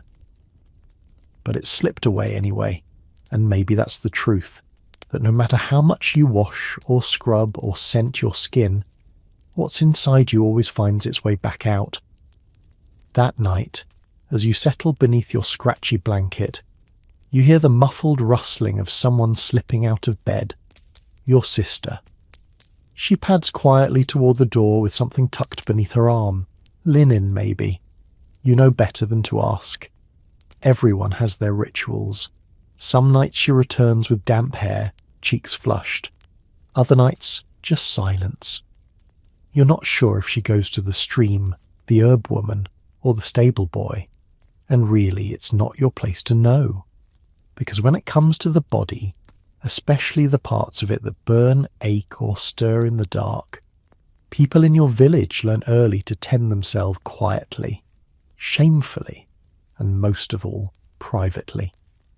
You remember the first time you felt the stirrings of want, not love, not even lust, but something animal, uncomfortable, hot. You were told to wash with cold water and keep rosemary under your pillow. It cools the blood, they said. It keeps the thoughts away. It didn't. Even among married couples, desire is treated like smoke, a thing that must be aired out, purified, never left to build. You've heard of husbands sleeping in separate straw beds during fasting weeks, wives soaking their legs in vinegar before bed to calm the heat. A neighbour once confessed she used to rub lemon balm on her chest at night, not for scent, but to remind herself not to undress. You once saw a small book behind the apothecary's curtain, worn leather, no title. He opened it for you when no one was looking. Inside, diagrams of the human body with little arrows pointing to danger spots, places where heat rises. It wasn't medicine, it was warning. Still, people resist. How could they not? In a world where touch is rare, where bathing is scarce, where the body is always hidden beneath layers of wool and dirt, any sensation feels like rebellion. A clean wrist, freshly washed, can feel intimate. A scented cloth behind the ear can feel scandalous. You've seen it. A boy rubbing rosewater into his neck and pretending it was for fleas. A A girl soaking her undershirt in mint just to feel a breeze against cool fabric. Desire disguised as hygiene. But the line is fine and easy to cross. One servant girl was dismissed for bathing too often. Another accused of alluring the steward's son with her unclean washing habits. Not unclean because she didn't wash, unclean because she did. And in that twisted logic you begin to understand something unsettling. Here, to be too clean is to be too willing. So most learn to hide their efforts. Baths taken at night, hair rinsed secretly in the pig trough, scented, oils hidden in bread tins. The cleaner you want to be, the more careful you have to become. You lie there in the dark, listening as your sister slips quietly back into bed. She smells faintly of marjoram. Her breathing slows. You turn over, eyes fixed on the ceiling, and you wonder, what if someday someone could wash without fear, without suspicion, without being accused of stirring the blood or inviting sin? But that's not your world. In your world, the body is dangerous, and keeping it clean, truly clean, is the most delicate secret act of all. You're kneeling beside the hearth, coaxing damp kindling into flame, when a sudden scream cuts through the morning.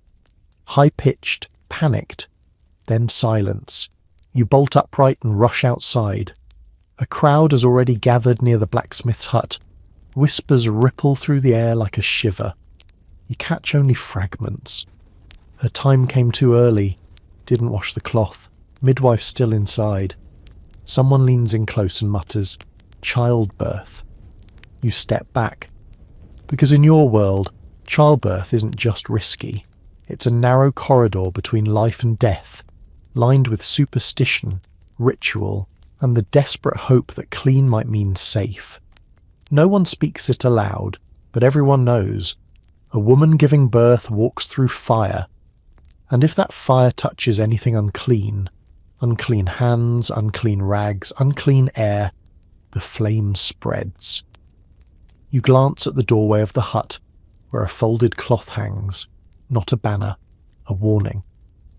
Inside, the midwife works alone or with a trusted helper. Men are kept out. Even the father waits elsewhere, pacing, muttering prayers under his breath. You remember the last birth you witnessed, your cousin's wife. The room was dark, hot, and thick with smells. Sweat, blood, smoke, and herbs. Sage burned constantly in a clay dish near the bed, meant to purify the air. All knives were placed under the straw mattress to cut pain, and every cloth was boiled ahead of time, twice, if there was time. They didn't use just any cloth, only linen, washed, sun-dried, sometimes steeped in vinegar or ashes. No one knew exactly why, only that dirty rags had brought fever before, and no one wanted to see that again. The midwife herself. She washed her hands with soap if she had it, or salt water if she didn't. She clipped her nails to avoid tearing the mother. Her comb was boiled between uses, and her apron scorched over flame. You watched her do it all with quiet precision, never explaining, never hesitating. She didn't need to. This was survival. You hear someone behind you whisper, "She used lard on the cord last time. Kept it from turning black." Another voice answers, "No, it's better with honey and ash." They argue softly, exchanging cures as if swapping secret codes. You know families who save their best linen just for childbirth. Not for weddings, not for burial, just birth. Because a clean cloth might mean the difference between a living child and a funeral 3 days later. You've seen what happens when cleanliness is missed. A neighbour who used the same blade twice. A cousin who reused a rag too soon. Both infants died. One mother followed. So you watch the smoke rise from the blacksmith's chimney and wonder what's happening inside. If the fire is hot enough, if the rushes were clean, if the midwife remembered her boiled herbs and vinegar, and if she didn't, then everyone will say it was fate. But behind closed doors the whispers will start. She didn't wash her hands. She used cold water. She didn't change the cloth, because in this world, cleanliness isn't a comfort. It's the only defence you have when death is standing at the door. The next morning, the blacksmith's door swings open just after sunrise. A woman steps out, pale, shoulders slumped. Behind her, the midwife emerges with blood on her apron and a cloth bundle in her arms. It's too still. The village understands at once. The child didn't make it. No one speaks. A few people bow their heads. Someone quietly begins gathering firewood. Birthing rooms must be burned clean after death. It's not law. It's not even tradition. It's just what's done when sorrow meets fear. You step away, heart heavy, thoughts circling the same truth. For all the midwife's skill, all the boiled cloths and sage smoke, it wasn't enough. And now the story will begin. Already whispers rise. Maybe she didn't scald the blade. Maybe the linens were stored too long. Maybe the mother hadn't cleansed herself the day before. In your world, the line between health and death is a whisper-thin thread of suspicion. And cleanliness, especially around birth, is often blamed for both failure and success. You think of the tools used during childbirth: scissors blackened by fire, pins rubbed in salt, wooden spoons for stirring labour drinks, rinsed in ale, never water. Why? Because water could carry sickness. Ale was safer, or at least it felt that way. One midwife you met kept her hands wrapped in cloth soaked with garlic and vinegar, only removing them once inside the birthing room. She said the scent scared off spirits. Others believed strong smells like cloves and burning hair would drive out the bad air. It didn't matter if it made sense. It mattered that it felt protective. Even after birth, the rituals don't stop. Newborns are rubbed with oil, not just for warmth, but to seal the skin. Some wrap them in shirts stitched from cloth soaked in chamomile, hoping to keep fevers away. Mothers drink stewed sage and fennel to cleanse their blood. And the room? It's kept closed for 3 days. No visitors, no loud noises, no open windows, because the air outside might bring in death. You once saw a young mother refuse to nurse her own child until she'd washed her chest with salted water and lemon peel. "My milk will sour if I'm unclean," she said. Maybe someone told her that. Maybe it was something passed from grandmother to granddaughter, but she believed it deeply, and when her child thrived, she credited the wash, not chance. That's the pattern you've come to understand. Where knowledge falters, cleanliness fills the gap. Even if it's only partial, even if it's improvised, it becomes the thing people can do when they can't do anything else. You think of the soap tucked under your bed, the linen cloth folded just for emergencies, the bowl of mint water you keep refreshed, even when no one's sick. Because one day, someone in your family may cry out in pain, and you'll have to act. You'll light the fire, boil the linens, heat the water, scrub your hands until your knuckles crack, and hope it's enough. Not to be perfect, just to be clean enough to keep someone alive. It's midsummer now, and the air is thick. Not just with heat, but with smell. The kind that wraps itself around you like wet cloth and seeps into your every pore. You can scrub your neck with mint water, shake rosemary into your sleeves, even rub your feet with vinegar before bed. But none of it matters once the sweat begins. Because in summer, everything stinks. You rise before dawn, already damp. Your linen shirt clings to you the moment you pull it on, and by the time the bread is out of the oven, you feel as though you've bathed in your own body. The chickens smell. The stable reeks. Even the herbs hanging above the hearth feel sour under the weight of the heat. And worst of all, your body never really dries. There's no escape. The air sits still, heavy, like a breath that never exhales. You wipe your brow with your forearm, but it's no help. Your hair clings to your face. You scratch the back of your knee, only to find it chafed and rashy from days of damp fabric and dust. This is the season when people try harder than ever to stay clean and fail harder than ever at it. You notice it in the village. People start carrying bundles of dried flowers again, not for decoration but for defence. The tanner's apprentice wears a strip of lemon peel in his cap. A merchant passes by waving a handkerchief scented with crushed juniper and rose. It's not elegance, it's survival. You remember your mother breaking out the barley flour and sage powder, rubbing it into her armpits and along the back of her neck. A crude sort of dry bath. It left a gritty residue, but at least it dulled the worst of the odour. You've done it too. Crushed chalk under your arms, stuffed dried thyme in your boots, soaked your tunic in stale beer just to break up the oils. It doesn't make you fresh. It just makes you less unbearable. Even children are scrubbed more often during summer.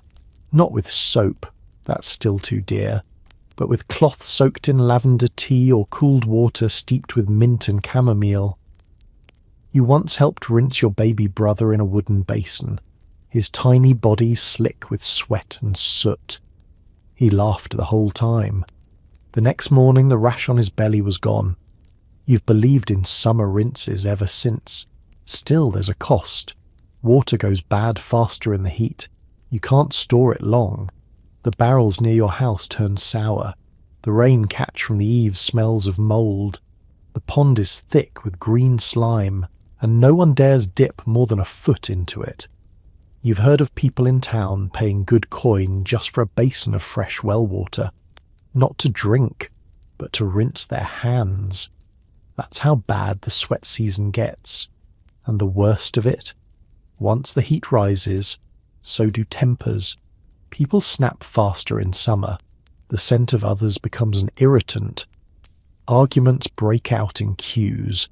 A child's unwashed hair becomes the subject of gossip. A woman with too much patchouli oil is laughed at. A man with too little rosemary in his collar is shunned. The rules aren't written, but you feel them in every glance, every wrinkle of the nose. This is when your will is tested. Because staying clean in summer isn't about water or soap. It's about persistence and the grit to try anyway, even when the air turns sour and your body betrays you with every breath. The next few days melt together in a haze of dust, flies, and stickiness. The sun rises hot and never lets go. By mid-morning, even the stones sweat. Chickens pant in the shade, the pigs lie belly up in mud, and your own skin feels like it's wrapped in damp wool no matter how little you wear. And the stench? It becomes a background hum. Not sharp, not new, just ever-present. Like a sour fog that clings to everything. You do what you can. You boil rosemary and sage in a cracked pot and hang the steaming bowl in the corner of the room. Your mother says it sweetens the walls. Your brother sneers, but you notice he stands near it when he eats. At night, you strip to your shift and lie on the floor to catch any hint of breeze coming through the cracks. You wipe your face with a cloth soaked in mint water. The mint's long since faded, but the wetness helps you pretend. You dream of snow, of cold rivers, of wind that doesn't smell like livestock, and you're not alone. You catch your neighbours bathing in the stream just before dawn, the same ones who once said bathing too often invites sickness. They stand waist-deep in water thick with weeds and frogs, scrubbing arms and legs with handfuls of moss, desperate to feel anything but sweat. There's no shame in it now. Desperation has a way of flattening pride. The healer walks the village each afternoon with a bundle of dried herbs burning from a clay pot. He waves it into doorways, mutters something about driving out the foulness. No one argues. Even the dogs follow him. They know the scent of cleaner air when they smell it. You spot the reeve, always so strict about appearances, pouring vinegar over his boots before stepping into the meeting hall. It doesn't help. His feet still reek, but at least he tried. That's what summer becomes, the season of trying to mask the stink, trying to keep tempers cool, trying to pretend the sweat pooling behind your knees isn't dripping into your shoes. Some use powders, chalk, flour, even powdered clay from the potter's yard. Others rely on smoke, burning dried petals and fanning the air toward their armpits. A few wealthy townsfolk use lemon peels and bay oil, hoarded through winter and applied in pinched jealous drops. But most of you grit your teeth and endure. You tell yourself the weather will break, that the winds will shift, that the first heavy rain will wash the village clean.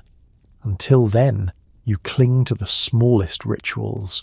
A splash of rainwater behind the ears, a vinegar cloth under your pillow, a change of linen, even if it's only slightly less yellow than the one before. Because no matter how hot it gets, no matter how ripe the air becomes, you carry one quiet belief. That fighting the stink, even just a little, is what keeps you from giving into it completely. That trying to stay clean, even in the filthiest season of the year, is what makes you more than just another body melting into the dirt. You're seated on a low stool in the corner of the cottage, sewing a tear in your only decent tunic, when you hear your aunt muttering from the next room. "Rotten under the arms again," she snaps. "Can't wear it to the feast." She's not talking about a stain or smell. Not exactly.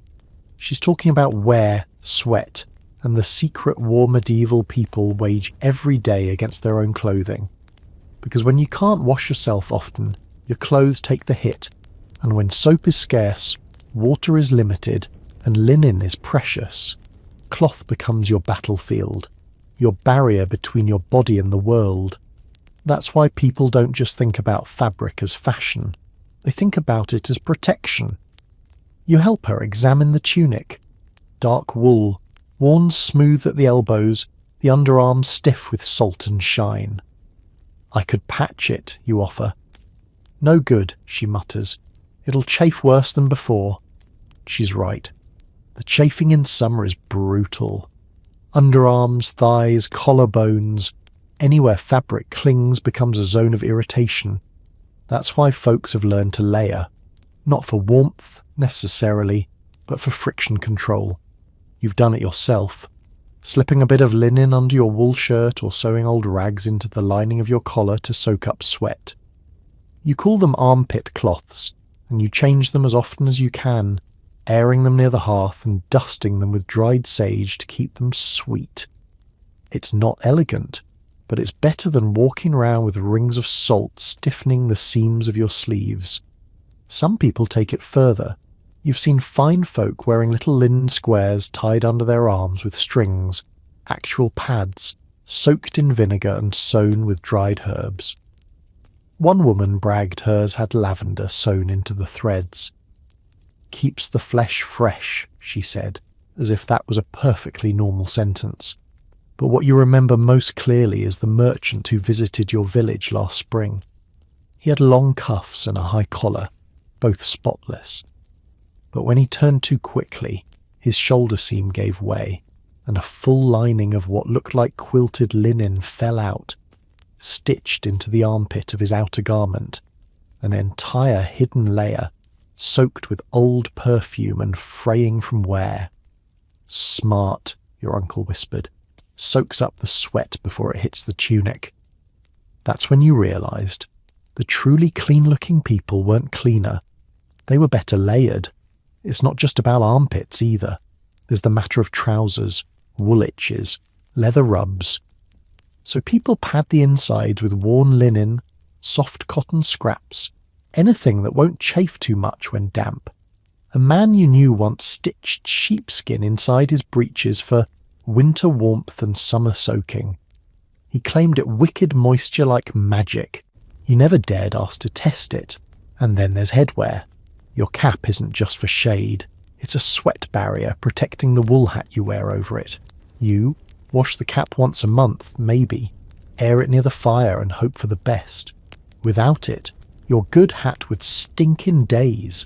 Everything is layered, everything is functional, and everything must be washable, replaceable, or sacrificial. Because in a world where you can't clean your skin often, the cloth must carry the burden.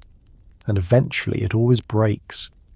Your aunt's tunic lies folded beside the hearth now, unwearable for the feast, but not yet trash. It'll be scrubbed, scoured, turned inside out, maybe even boiled in lye water if you're feeling ambitious. But for today, she reaches for her older one. The church tunic, she calls it, though it smells faintly of turnips and damp wood. You watch her tug it over her head with a grunt. She sniffs the underarms and shrugs. Could be worse. That's the phrase everyone uses. Could be worse. It's what you tell yourself when your collar turns brown and your best overcoat starts to stiffen at the elbows.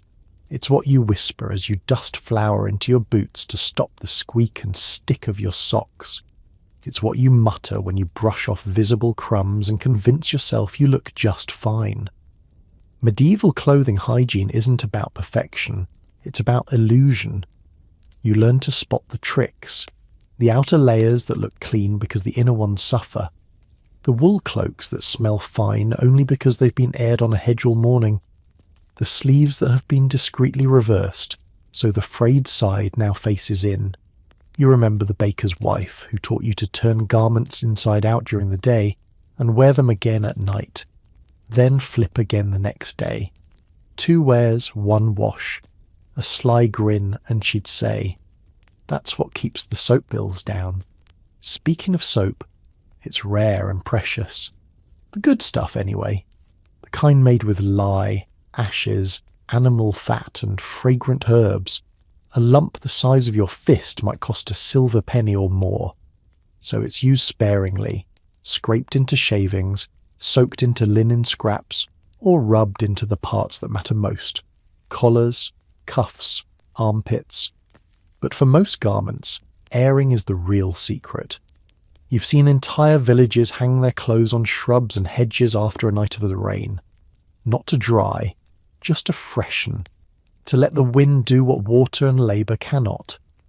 If the scent of smoke or lavender can cling long enough, no one will comment on the crusty hem or the salt-ringed sleeves. There are also the weird tricks. You once watched an old man bury his tunic in damp sand for 3 days. Draws the filth out, he claimed. Another swore by soaking his linen in sour milk and leaving it near the hearth to cure. It stank, but so did he. So who's to argue? When you get lucky, you find tricks that actually work, like chalk powder in the inside lining, or using oat husks to scour off stubborn sweat crust, or boiling nettles and vinegar to create a rinse that, while sour, somehow evaporates the stink for half a day. It's never perfect, but it's good enough to show your face. Because here's the truth medieval folks know. When your body smells, your clothing gets blamed.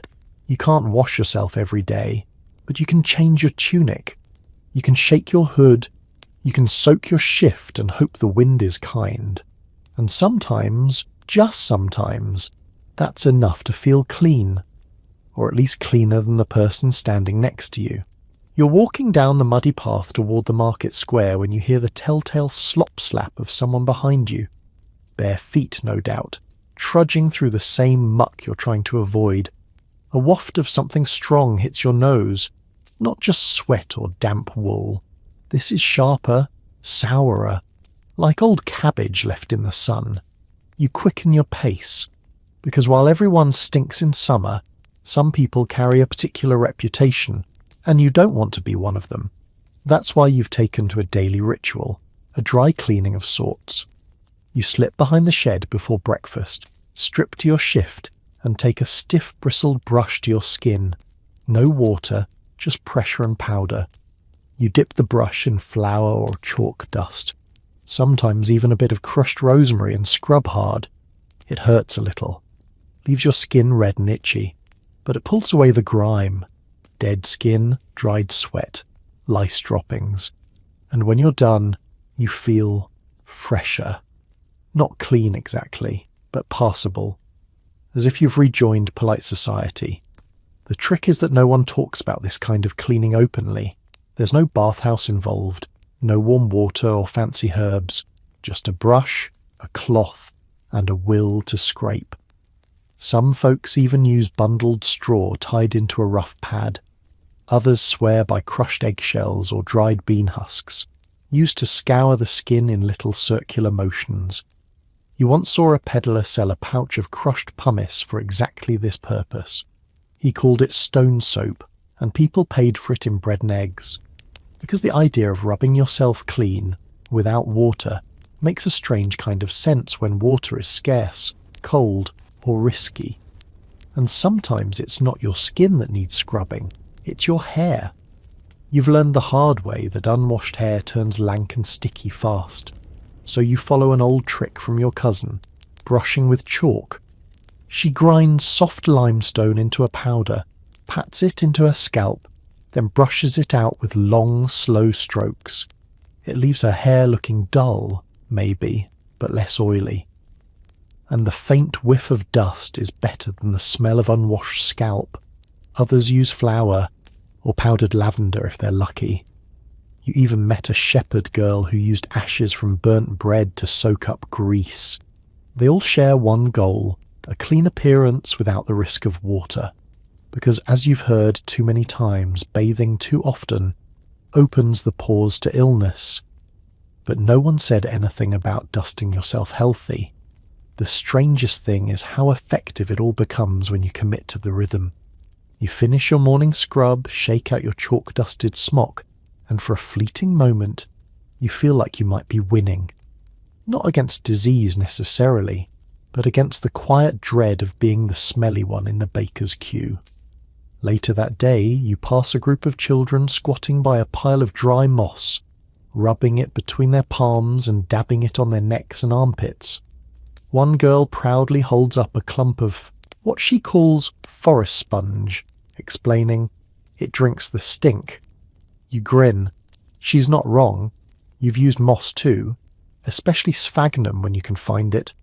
It's soft, mildly antiseptic, and when dried near the fire, works better than any rag. Even the elderly get in on the ritual. You recall your grandmother, who could barely bend at the waist, rubbing her ankles and wrists with cloth soaked in strong cider vinegar. "Cleans the blood through the skin," she'd mutter. You never understood the biology, but it made her feel cared for. And that mattered more. Every corner of your world seems to have its own version of this dry bath. In the city, it's perfumed powders sold in cones and pouches. On the farm, it's bundles of straw soaked in sage smoke. In the woods, it's lichen and crushed pine needles rubbed directly on the skin. Everyone improvises. Everyone participates. Even your uncle, the gruff one who mocks your chalk brush, secretly keeps a pouch of powdered mint leaves he presses into his shoes. Keeps the rot away, he claims. He might be joking, but his boots don't reek the way yours do after a long market day. At night, when the fire dies low and your limbs ache, you sometimes reach for a pouch of crushed barley husks. You pour a little into your hands and scrub your chest and neck, not expecting miracles, just less discomfort. The friction is comforting. The texture distracts.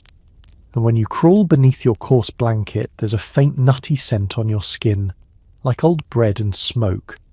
You wouldn't call yourself clean, not in the modern sense, but you're not feral either, and that small distinction, in a world without running water, is enough to preserve your dignity.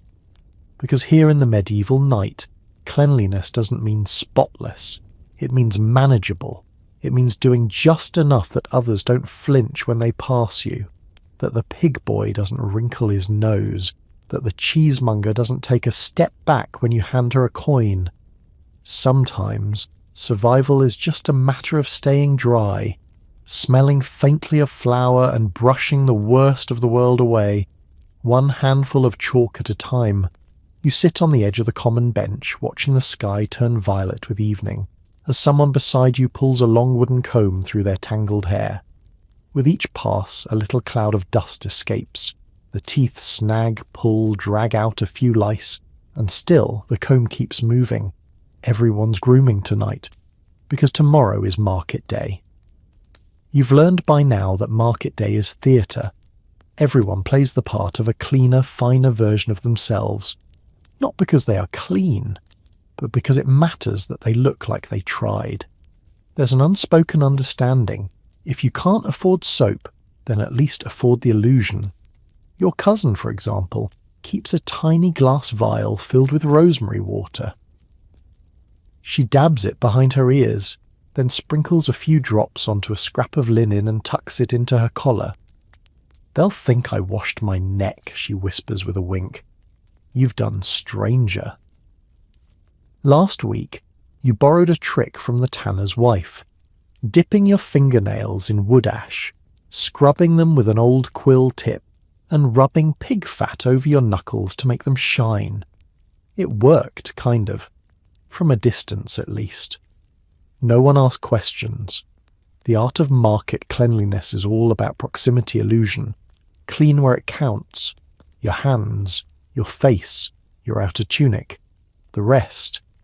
As long as no one gets too close, you're fine. That's why, as the sun sets, your neighbours all take turns at the communal mirror. Just a polished piece of metal nailed to a board. Not to admire, but to adjust. To pluck. To pat down stray hairs and pinch colour into cheeks.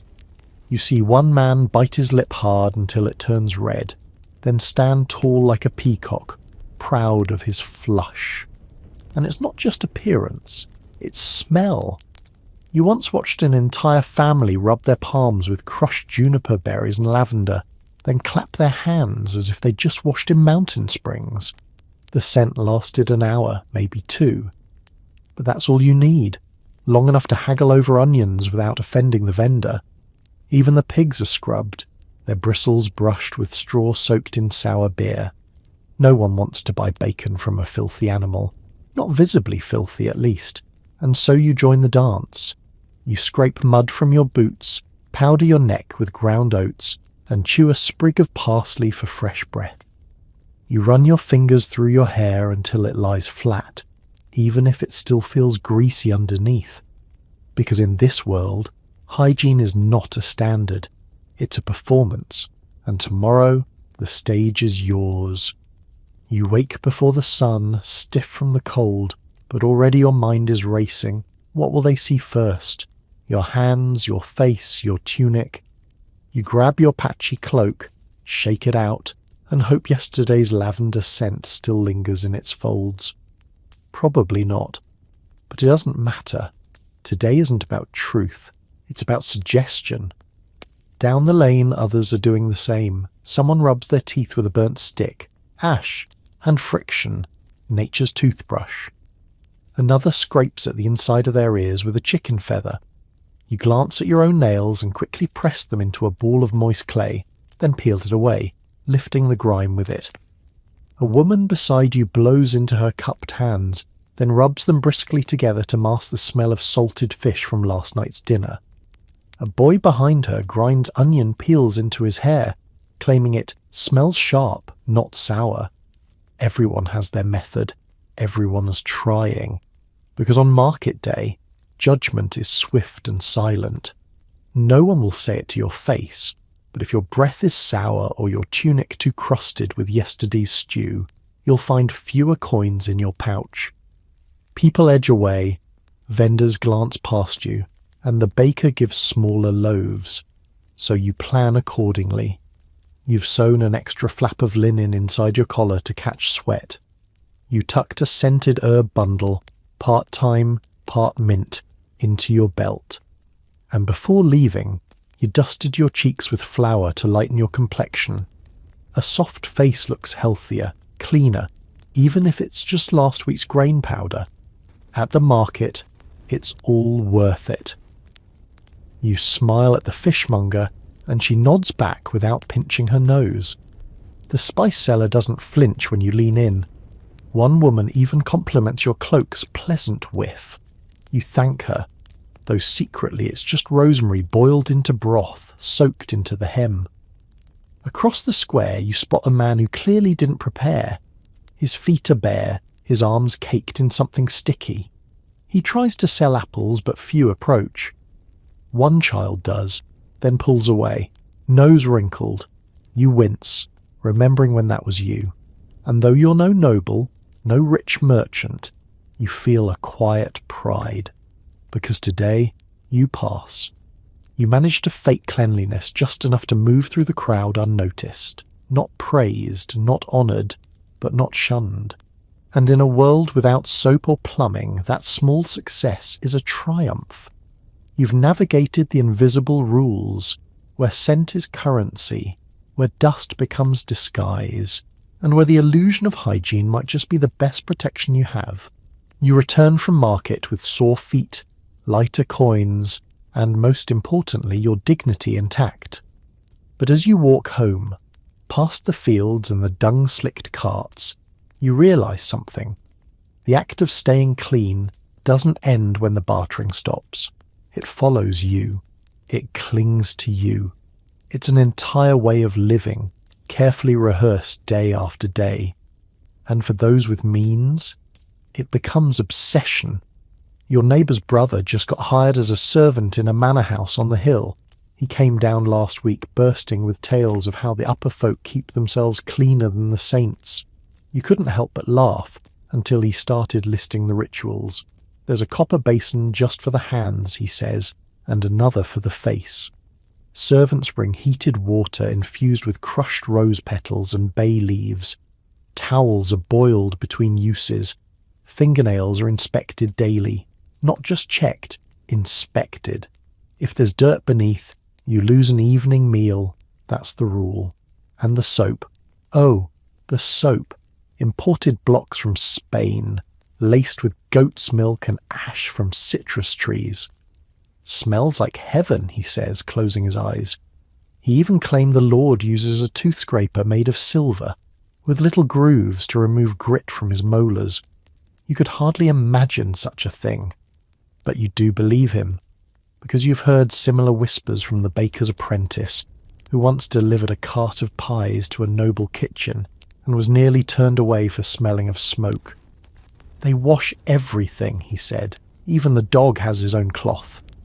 Still, even with all their perfumes and basins, the truth remains. They're not cleaner than you. They just have more hands to hide the dirt, more fabric to soak the sweat, more space between themselves and the grime. You, on the other hand, live elbow deep in it. But that doesn't mean you're dirty. No. It just means you've learned to navigate it differently, to bend the rules of cleanliness to match your means.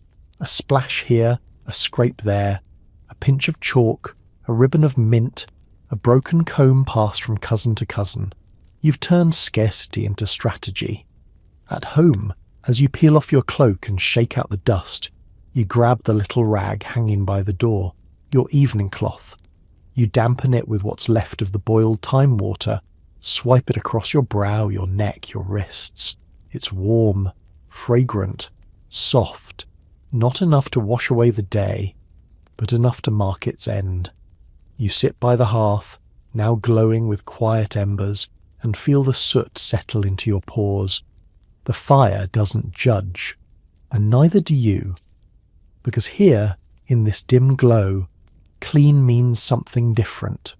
Not sterile, not scented, but earned.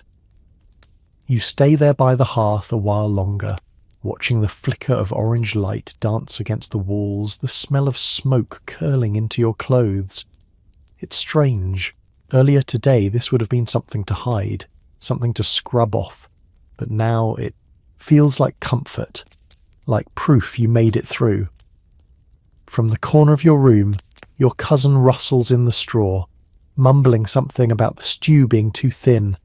You smile, reach for the little tin box beneath your mat, your secret stash. Inside, a sliver of lye soap, worn down to a nub, and a twist of dried sage wrapped in cloth. You sniff it once before tucking it away again. You're not wasting it tonight. That's for Sundays. Sundays are for pretend luxury, when water is warmed, when clean tunics are aired out, and when everyone tries for 1 hour to feel like someone who doesn't stink by noon. You wash in a basin, you comb your hair until it lies smooth, and you walk a little taller, but even then, The water only goes so far. You've learned that no one gets completely clean. Not here. Not really. There's always a patch of sweat behind the knees, a smear of soot along the neck. There's always dirt under the nails, no matter how much ash you use. And that's okay, because you've seen what happens when someone tries too hard. Remember the old woman who boiled herself pink trying to imitate the noble women's bathing habits? She couldn't walk right for days. Or that boy who snuck into the dye shop and tried to rub indigo onto his skin to look fancier? He nearly went blind. Cleanliness is fine, but ambition gets you burned. You've come to understand the balance. You can't chase some impossible ideal. You can only do what's within reach, and sometimes that's just brushing your teeth with a twig and changing your socks. You glance at your feet. Your socks don't match, but at least they're dry. You stretch your toes near the fire, exhale deeply, and let the day fall off your shoulders like a dusty shawl. Outside, the wind picks up. You can hear it in the eaves, in the way the shutters rattle against the stone, but in here, it's quiet, warm, familiar. Tomorrow you'll get dirty again. Of course you will. You'll step in puddles, sweat in wool, carry sacks of barley until your shirt sticks to your back, and then you'll come home, splash your face with cold water, wipe your hands on a rag, and call that clean. Because in this world, clean is relative. Clean is enough. And sometimes, just knowing that you tried is the best kind of purity there is. You lean back, listen to your cousin's gentle snore, and close your eyes. You're still there, resting by the hearth, eyes closed, body still. The last bits of heat glow soft beneath the ash, casting gentle shadows that don't ask anything of you. You've done enough today, more than enough. Let the echoes of market chatter fade.